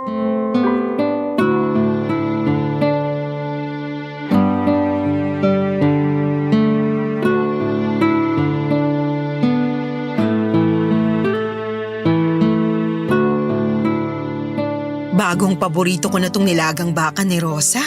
Ang lambot ng baka. Naparami tuloy yung kanin ko. Binugbog pa kasi niya yung baka bago niya niluto. Ikaw talaga, Vic, isusumbong kita. Matagal ko nang sinumbong ang sarili ko. Gusto mo, samahan pa kita eh.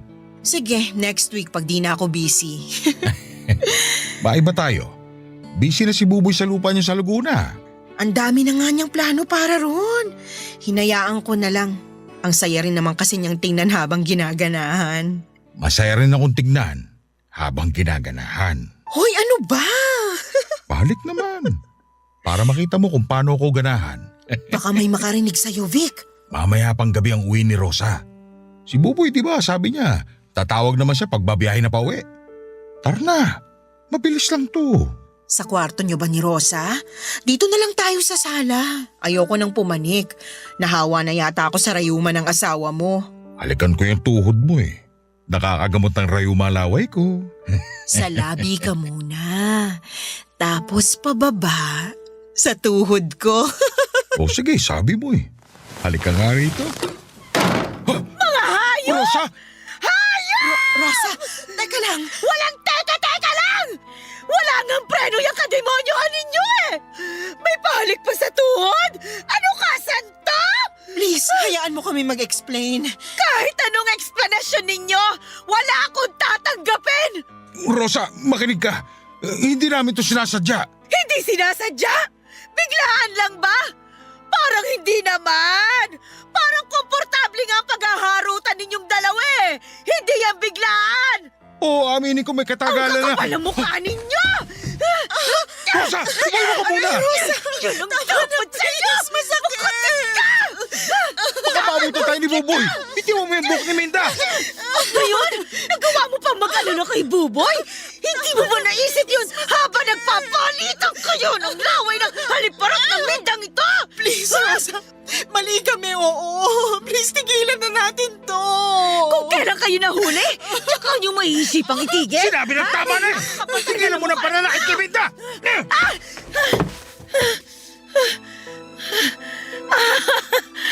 Magaling! Para sa kabit mo, nagawa mo akong itulak at saktan! Para talaga sa kabit mo! Sorry kung naitulak kita. Hindi ko sinasadya.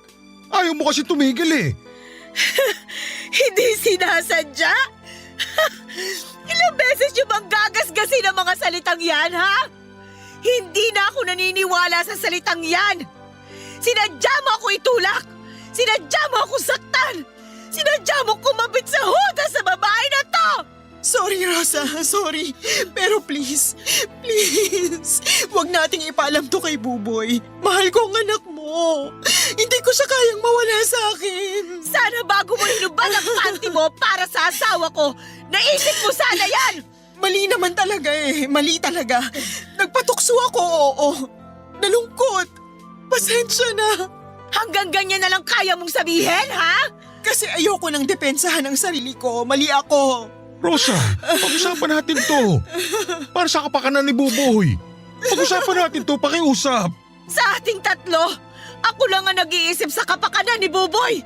Kayong dalawa, wala kayong ibang iniisip kundi ang init ng mga pang-ibaba ninyo. Mga hayop! Walang yaka talaga, Minda! Uy! Rosa! Ayun sinasabi ko para Rosa! Paano, Buboy? Nasasaktan ako. Dapat lang masaktan ka!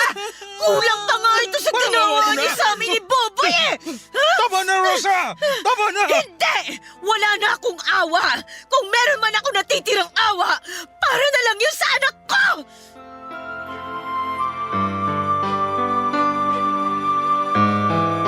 Sinubukan kong kalmahin ang sarili ko nang marinig ko nang paulit-ulit ang pangalan ng anak ko. Napaiyak na lamang ako at napaupo sa sahig sa sobrang sakit ng nararamdaman ko. Hindi nagtagal ang panginginig ng katawan ko, sinubukan akong yakapin ni Vic pero sinampal ko siya ng ilang ulit. Hindi naman niya ako nilabanan dahil alam niyang deserve niya yon. Nang mapagod akong saktan silang pareho ay doon na ako kinausap ni Vic at inamin niyang matagal na silang nagkaroon ng lihim na relasyon bago pa man din maging sina Minda at Buboy. Isang buwan lang ang naging relasyon na yon dahil nakonsensya daw si Vic at na-realize niyang ako pa rin ang mahal niya. Nagalit si Minda at sinubukang gumanti. Nagpaligaw siya kay Buboy at na-fall na si Buboy sa kanya. Inakala ni Minda na paglalaruan lang niya si Buboy para saktan si Vic. Pero nahulog na rin si Minda sa kanya habang tumatagal. Inakala ni Minda na nawala na ang nararamdaman niya para kay Vic mula noong maging sila ni Buboy pero nagkamali siya. Mula noong tumira si Minda sa bahay ay nanumbalik ang pagmamahal niya para kay Vic at ganon din ang asawa ko para sa kanya. Sinubukan naman daw nilang pigilan ng nararamdaman nila pero nahirapan sila dahil nagkalapit silang muli. Hindi naman nawala ang nararamdaman ni Minda para kay Buboy at aminado naman siyang mas mahal niya ang anak ko kesa sa asawa ko. Nadala lang daw sila ng init ng nararamdaman nila sa tuwing naiiwan silang dalawa na magkasama ni Vic. Nagkamali sila na napasunod sila ng tawag ng laman pero handa na raw nilang talikuran ang ginagawa nila. Nakiusap sila na itama ang pagkakamali nila at nakiusap silang wag nang ipaalam kay Buboy ang lahat para hindi na raw masaktan pa ang aking anak. Baka kapag nalaman daw ni Buboy ang tungkol sa relasyon nila Vic at Minda ay baka kung ano pa ang gawin niya sa sarili niya. Natakot ako habang iniisip kung paanong masasaktan ang anak ko kapag nalaman niya ang katotohanan. Napamahal naman si Buboy kay Minda, baka yun na rin ang maging mitya ng paglayo ni Buboy sa aming mag-asawa. Kaya wala akong nagawa kundi ang umuo na lamang para sa kapakanan ng anak ko. Nagpanggap kaming tatlo na parang walang nangyari at doon ako nahirapan. Araw-araw mula noon hanggang ngayon ay puro guilt na lamang ang nafe-feel ko sa tuwing nakakaharap ko si Buboy. Kaya ngayon ay gusto kong matulungan ninyo ako dahil hindi ko na alam ang gagawin ko, Papa Dudut. Tama bang ilihim ko na lang ang lahat ng ito sa anak ko at ipagpatuloy pa rin ang lahat na para bang walang nangyari? O sasabihin ko na ang katotohanan? Maraming salamat, Papa Dudut, hindi lamang sa pagbasa ng aking liham, kundi sa pakikinig na rin sa aking hinaing. Sana ay magawa ninyo akong tulungan kasama ng mga kabarangay natin na laging nakasubaybay sa inyong programa. Hanggang dito na lamang ang aking liham. More power sa inyong number 1 radio station, ang Barangay LS. Ang inyong kabarangay forever, Rosa. Nagustuhan ng iyong napakinggan? Ituloy yan via live stream sa www.gmanetwork.com/radio. Barangay LS 97.1